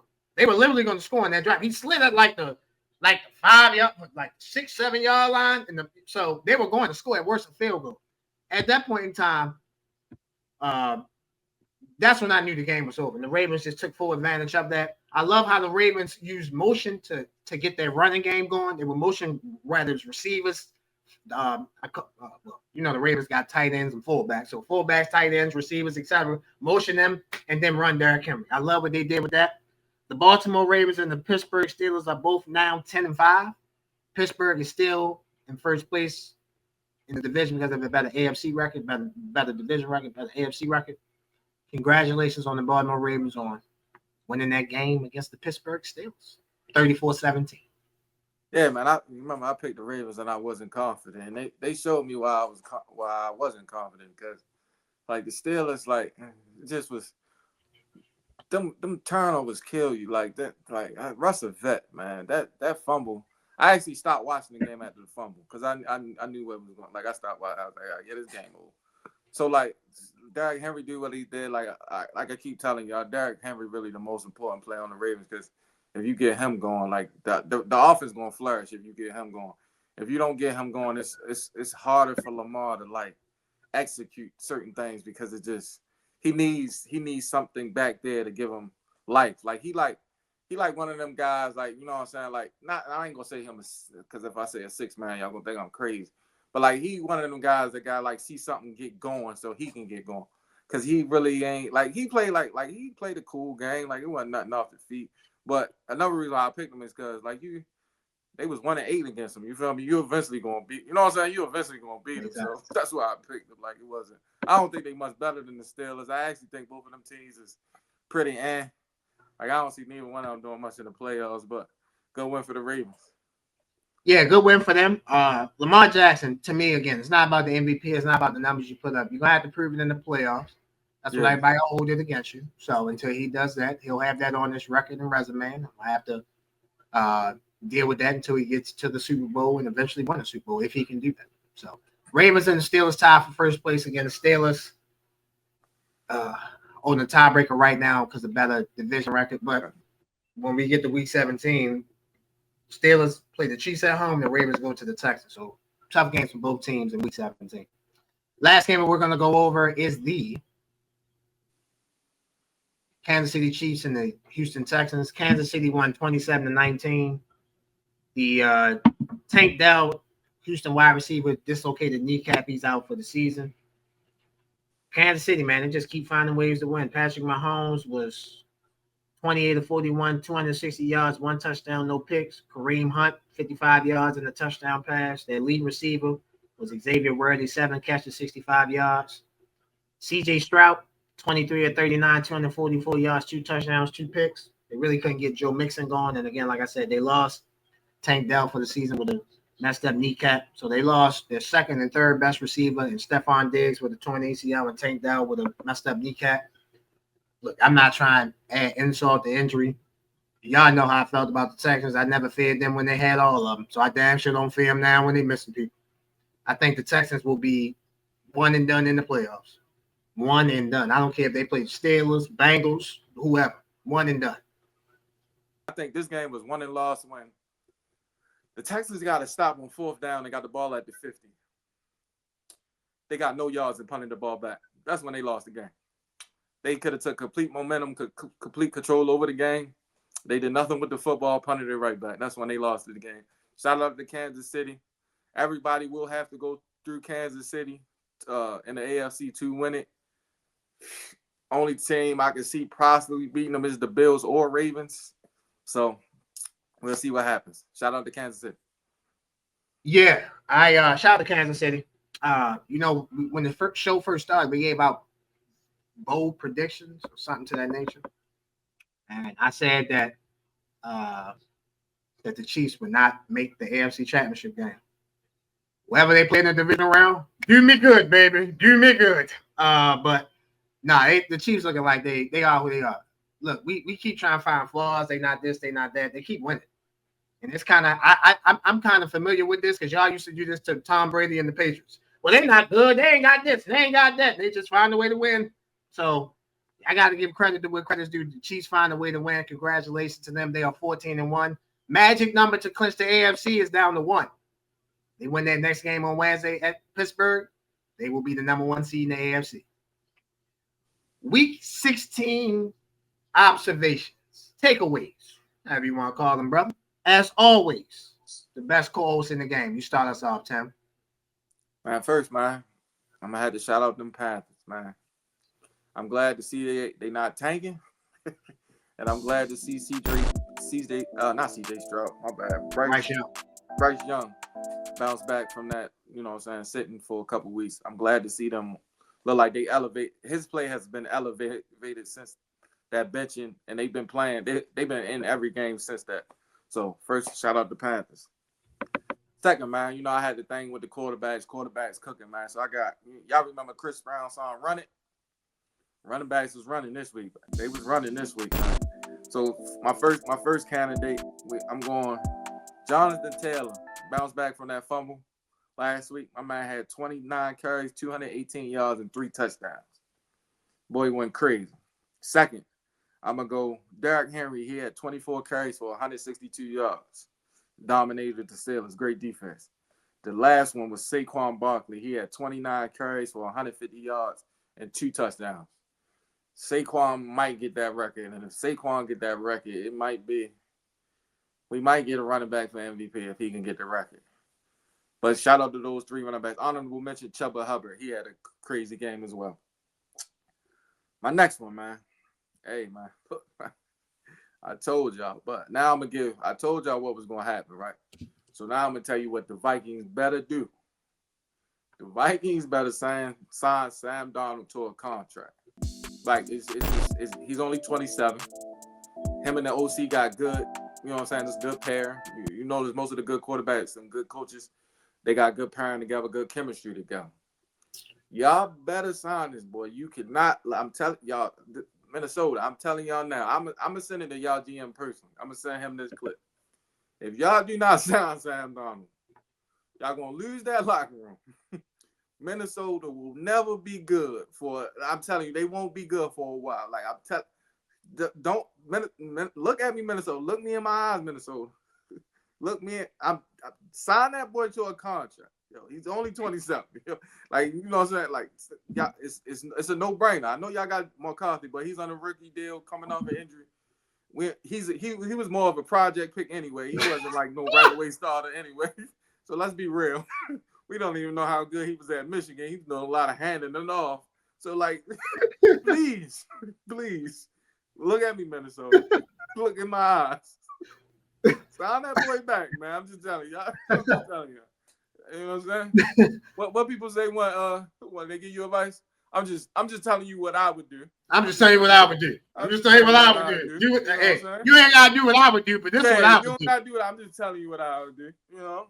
And the last one, 49ers. Look me in my eyes, 49ers. Don't bring Purdy back on no type of deal, bro. Let that wait, bro. He not what y'all think he is. He's solid, but he's not. Because you think about it, if you sign him back, you got to get rid of other, like, you know what I'm saying, like Debo and them. Like, that means contract wise, you got to give up a lot. And he's not a he can lead you. He need, not saying most people, everybody kind of need people to a certain extent, but I'm saying like he needs all those. You know what I'm saying? It's you gonna see some holes in them games if those guys leave. 49ers, let him breathe. Also, 49ers, if the Vikings do slip up, go get Sam Darnold again. He was on y'all roster. Go make that phone call. If for some reason the Vikings go 12, because this is why it don't make sense for the Vikings, right? If y'all say y'all 12-2. I'm just going hypothetically say y'all lose the last two games. Just say y'all 12-4. Say y'all win 1 or 2 playoff games. You telling me you gonna look that locker room in the eyes and tell you, oh no, we going with McCarthy. You know what I'm saying? It just don't even like it wouldn't even make sense to nobody. So that's what I'm saying. But 49ers, let Purdy breathe, man. Let him go, man. Let him breathe. Let him breathe. Let him breathe, man. Let him breathe out. Woo! That might be your best observations all season long. I'm serious. I like that one. Let him breathe. I like that. That was good. I'll start mine off with this one. The most dangerous team in the AFC might not even make the playoffs. That's the Cincinnati Bengals. If the Cincinnati Bengals get in the playoffs, the Chiefs don't want to see them. The Bills don't want to see them. The Ravens don't want to see them. The Texans damn sure don't want to see them. None of them teams in the AFC want to see the Bengals. Y'all better hope and pray that the Steelers don't beat the Chiefs on Wednesday. Because if the Steelers beat the Chiefs on Wednesday, guess what that means? That means the Chiefs got to play to get the number 1 seed week 18. They have to play Denver. Now, I won't give a pick away so early. I think Cincinnati going to beat Denver on Saturday. So now Denver will be 1 game ahead of Cincinnati to win that, to get that last spot. Y'all don't want AFC teams. Baltimore. This is a public service announcement.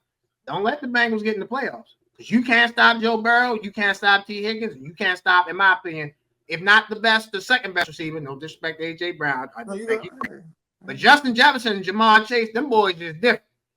They just a little different. So the Bengals are the most scariest team in the AFC. My next takeaway, who will get the number 1 pick? The Raiders, the Giants. Like, which one of those 2 teams will get the number 1 pick? Whoever obviously gets the number 1 pick will be more inclined to take whoever they want, whether that's Shador at number 1 or Cam Ward at number 1. And then whoever's number 1 and number 2, you will get your quarterback out the draft. Number 1 and number 2 picks are very important in this draft. You'll get your quarterbacks out the draft, cheap labor, and then you can build your team around. My last takeaway, Josh Allen, the Buffalo Bills. I like what I'm saying from them, but that defense, in order for Buffalo to take the next step, that defense got to get a little better. Drake May was looking surgical out there, especially in the first half against the Bills. That defense got to get better because that defense is going to have to play Lamar Jackson, It's going to have to play Patrick Mahomes. Might have to play Joe Burrow, as I mentioned in my first observation. And C.J. Stroud. That defense is going to – Justin Herbert, the defense is going to have to be better. The Bills can't make it to the Super Bowl with this defense, with this defensive effort that they're getting now. They're going to have to play better, a lot better. Ladies and gentlemen, you're watching Highly Opinionated. We'll be right back.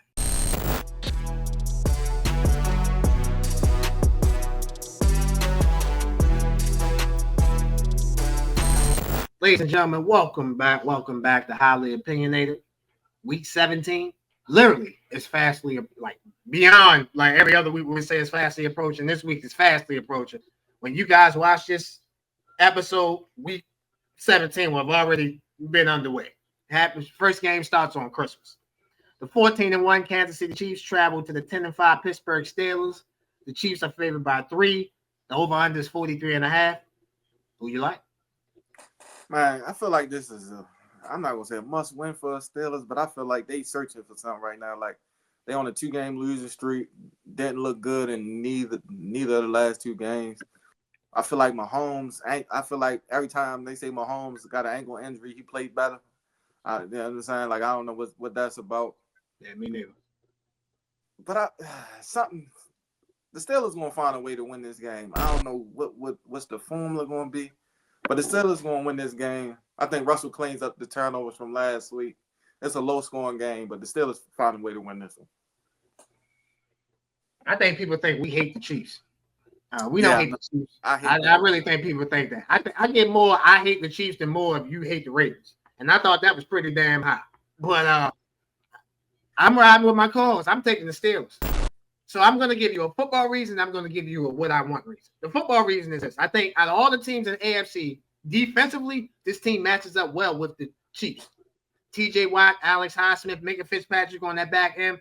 They got stars on each level that should be able to contain this Kansas City offense. Again, not impressed with this Kansas City offense thoroughly as much as I thought I would with the additions of Hollywood Brown and Xavier Worthy. I thought I would be more impressed. I'm not. So I'm taking the Steelers, but now I'll go back to the last block observations for why I want the Steelers to win. My second reason why I want the Steelers to win. I want the Bengals to make the playoffs.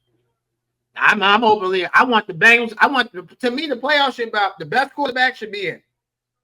Like, I like Bo Nix, but I don't think he's one of the 7 best quarterbacks in the AFC. Quick question for you. Quick question for you. If the Bengals get in, does Burrow have any type of case for MVP? I saw my brother Dan Orlovsky say that earlier today on TV.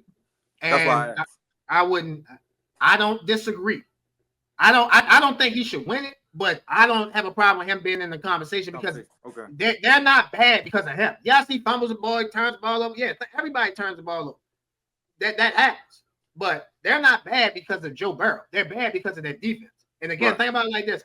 If they make the playoffs, that defense would have gained some confidence. So what was their weakest unit still was their weakest unit, but now that was the weakest unit of confidence. Yeah.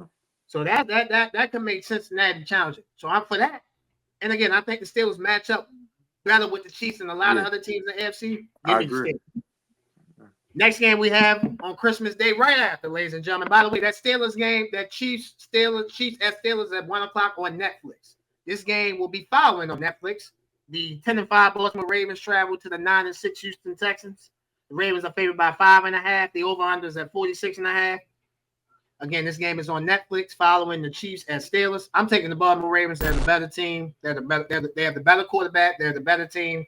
They have the better offense, and they have the better offense to me. I think the Texans got a better pass rush than the Ravens, but I think the Ravens defense in a whole is better than the Texans, barely by a little bit. Give me the Ravens. I take John Harbaugh and Lamar Jackson to go on the road to beat C.J. Stroud and DeMeco Ryans.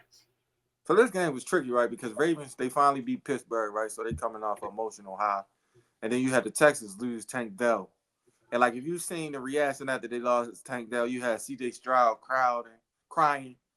And, like, some of them players look like unconsolable. Like, it was probably hard for them to really, you know what I'm saying, really get back into that game. So I feel like this game, they'll be more, like, prepared for the rate. Like, you know what I'm saying, more prepared. And I feel like they need like a win. They need like a quality win, right? So I'm going to take the Texans. just because of all those factors. Like, you know what I'm saying? The Ravens might be slightly like better than them right now, but I think like all that just what happened for them last week, like I think they're gonna rally up and they're gonna try to get the win for Tank. So give me the Texans. Yeah, I definitely think they'll come out with a little bit more sense of urgency than what they did last week at Kansas City. They're at home inside of a dome. That should help. And I get your point of that. But I just think the Ravens are better than the Texans. You know how I've been feeling about the Texans all year. I'm not sold. Never was sold before. Wasn't sold during. Damn sure ain't sold now. So at the end of the day, I just think the Ravens will find a way to win. I think Derrick Henry and Lamar Jackson be a little bit too much. The thing is, so I will say this. Texans win if C.J. Stroud had one of his best games. Like, remember when I told you Hurts needed his best game to beat Pittsburgh? Against the Steelers. Same thing needs to happen here.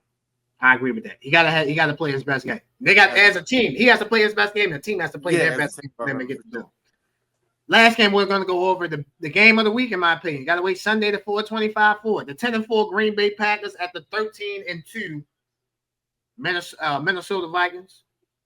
According to my compadre, they need to just go on throw that Brinks truck at Sam Donald, give him that money back. Throw that man that money. Let me say this before we pick on this. I don't disagree with you. I'm skeptical of the number that I would have to give him, but let me just throw devil's advocate out to you.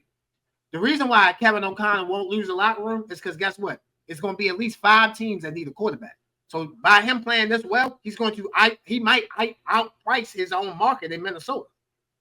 Because think about it like this, like you said that you said the 49ers shouldn't sign Purdy, right? Because they're gonna lose this guy, lose that guy. Well, that would kind of be the same thing that happened with the Vikings. They will lose their defense. They lose some of their good players on defense. They got their defense better, backed up, and got that defense right. They'll lose some of their offense. They'll lose at least 1 or 2 offensive linemen, giving him a bag. So again, if Sam Donald would sign a 1-year, let's just do it. If Sam Donald signed a 2-year deal for $70 million, $75 million, with maybe like $90 million guaranteed, all right, fine. But I think he's gonna try to get more than that. So they might price him out. Good. My fault. Just a quick rebuttal, right? So with Sam, right, I don't think it's gonna be about the money, right? Because you feel me, like he's kind of not a journeyman, but you know what I'm saying. This is 4th team, and he's a journeyman. Journeyman, right? So like I think more of like I don't think he's gonna outprice himself out of Minnesota. You know what I'm saying? Because this is the first place I had success, right? I think he's smart enough to know like if they give me a fat, like I think it's gonna be along the lines of that Baker deal, right? Like I don't think they're gonna go much higher or much lower than that, right? So I think if he gets that, I think he stays. Like I don't think for him it's gonna be like, oh, give me the most money. So you know what I'm saying? Because like he understands now, like that fit really, you know what I'm saying? Like fit really matters. Fit matters. I'm comfortable here. You know what I'm saying? Like why go somewhere else? Like you could chase a bag, right, and go somewhere else, but it's not for sure certain you have this success, and you know what I'm saying? They could cut you anyway. So you know what I'm saying? So like I think he's gonna stay. Got you. We will have plenty of time to talk about. We need to have our Sam. We will have a Sam Donald segment next week because it's not that I disagree with you, but I think I feel like we both make good points on opposite sides. Doesn't mean that you're right. Doesn't mean that I'm right. Doesn't mean I'm wrong. Doesn't mean you're wrong. But I can see it from both sides. I agree with you. The brother playing great, but this is his only 1 year playing good. So it's like, like I'll give you 2 years, whatever, or 3 years, whatever. Now Baker, the thing about Baker, you mentioned him. Baker didn't have any other shooters. Sam Donald might have another shooter. No, I feel you, but I feel like at some point comfortability matters. I agree. I agree. It's like, you know what I'm saying? Like, okay, they might give you more, but like I fit. You know, I know I fit here. You know what I'm saying? I want to choose the Raiders because I think the Raiders or the Giants gonna have a top 2 pick. Let me choose the Saints. The Saints might give me more money. They ain't got Justin Jefferson. They ain't got Kevin O'Connell. You feel me? So I agree with you on that. And everybody on that team locked up, but Addison, because you know what I'm saying, he under that rookie deal. So you will only have to pay him. You know what I'm saying? So it's like exactly. And you can try. No disrespect to Jordan Addison. He's a good player, very good player. But you can draft a wide receiver and find him. And then long term, I mean, his number might not be that crazy. And you know what I'm saying? Long term, people already. That's what I'm saying. I think if I'm him, that's what I'm thinking. So, be that as it may, the Vikings are favored by. I cannot find the game now. The Vikings are favored by a point. The over-under is at 49. Who you like, my brother? Man, this game got like playoff implications. So Man, like, you know what I'm saying? This is gonna be one of them games, last possession. I think. Like, I don't think it's gonna be a blowout either way. You know what I'm saying? Like, but I'm gonna go with the most consistent team, and I'm gonna go with the Vikings just because I feel like they're more consistent on both sides of the football. And then Love, Love hasn't been turning the ball over lately, so that's been a good sign. But I like the Vikings at home. Like, it's gonna be hard to beat the Vikings at home, especially when they still trying to get that 1 seed because they played Detroit the following week. You know what I'm saying? So, like, everything's still in their reach. So give me the Vikings at home. I'm going to take the Packers on the road. I don't hate Sam Darnold. But, so I'm going back to the first game, right? Looking at the game now. The Vikings won 31-29. Jordan Love had just came back from an injury. He threw 3 picks. Yeah. I told you this early in the season. The Packers could get to an NFC Championship game or a Super Bowl if Jordan Love does not turn the ball. If Jordan Love shows love with the ball, they're going to be fine. And I expect him, like you said, this past couple games, he has not turned the ball over, no interceptions, no fumbles, no dumb interceptions like Kyler Murray does. That's another subject for another day. But no dumb interceptions. I think the Packers can find a way to win this game. Give me the Packers on the road to beat the Vikings. And like you said, my last thing was you made a great point. The Vikings, bro, you know how the human mind works. They are lying if they say their full attention is on the Packers. Yeah, it's on the Packers, but they know that Sunday night game that's going to be Week 18 in Detroit. Yeah. They know that. So I think the mind can play tricks on it. So with that being said, I'm taking like you said, the more consistent and the better team right now. I know the Vikings have a better record than the Packers, but I think the Packers are playing a little bit more consistent. The Vikings, I think Sam is having a great year. Seattle should have won the game on Sunday. The man had a pick right there and dropped the ball. Ladies and gentlemen, this is a newsflash. If Baker Mayfield, Jameis Winston, Sam Darnold, or Tom Brady, Patrick Mahomes, Joe Burrow, if they throw the ball to you and you play defense, catch it. Because guess what? If you don't catch it, your ass going to get toast on that same drive. They're going to score in some type of way. Catch the ball. When they throw you the ball, catch it. Catch it and do something with it. Because if you don't do nothing with it, those type of quarterbacks, they're going to find a way. Even average or below average quarterbacks going to find a way to make you eat that. So come on now. Like, you got to take advantage of that. But again, give me the Packers. I think they're playing more consistently than the Minnesota Vikings. Ladies and gentlemen, as you can see on the screen, we have our other notable games up. I start us off on Saturday at 4:30. You have the 9-6 Denver Broncos at the 7-8 Cincinnati Bengals. Bengals are favored by 3.5. The over-under is 50. I like the Bengals. I think the Bengals will win out. The Bengals play this week. They play Denver at home, and then after that they go to Pittsburgh. I think Cincinnati will win both. The last game, 24 hours ago, this game wasn't important to me. Now it will define the Tampa Bay Buccaneers season. They're not even playing in this game. The 8-7 Atlanta Falcons travel to the 10-5 Washington Commanders. All I gotta say is, hail to the Commanders. Let's go. I don't care about what you did against the Eagles. That's fine. Beat the Falcons. Do it for me. That's Do it for me.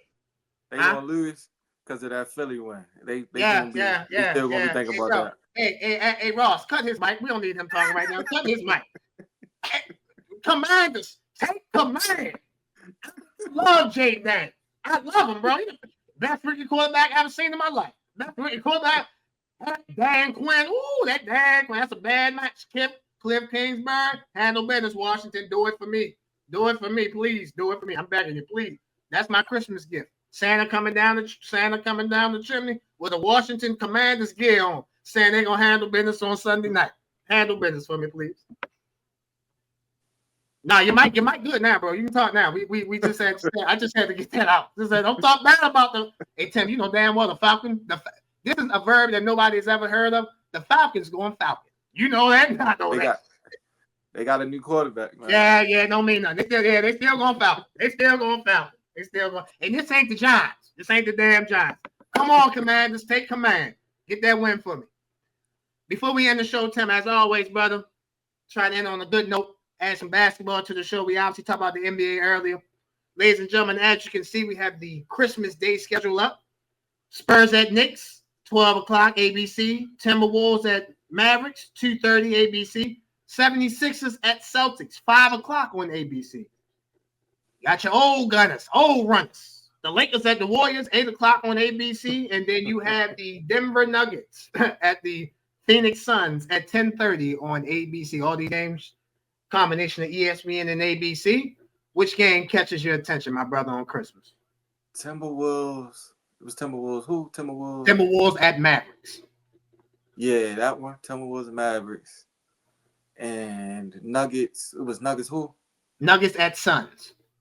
Nuggets at Suns. Because I feel like those are the 4 teams that are like, it's like the change of the, you know what I'm saying, change of the guard, LeBron and, you know what I'm saying, LeBron and Steph and KD. Steph, yeah, like they always good to watch, but they ain't doing nothing when it matters. So it's like them 4 teams, they gonna be in contention for winning it all at the end of the year on that side.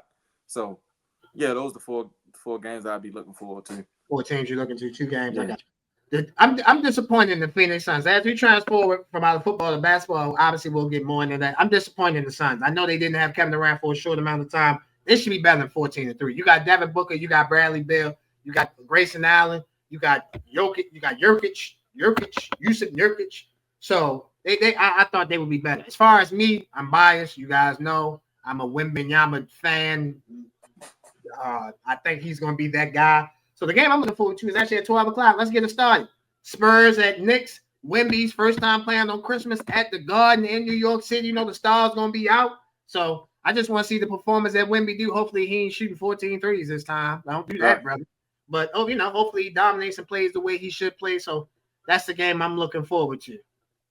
College basketball this week. You guys see the schedule up.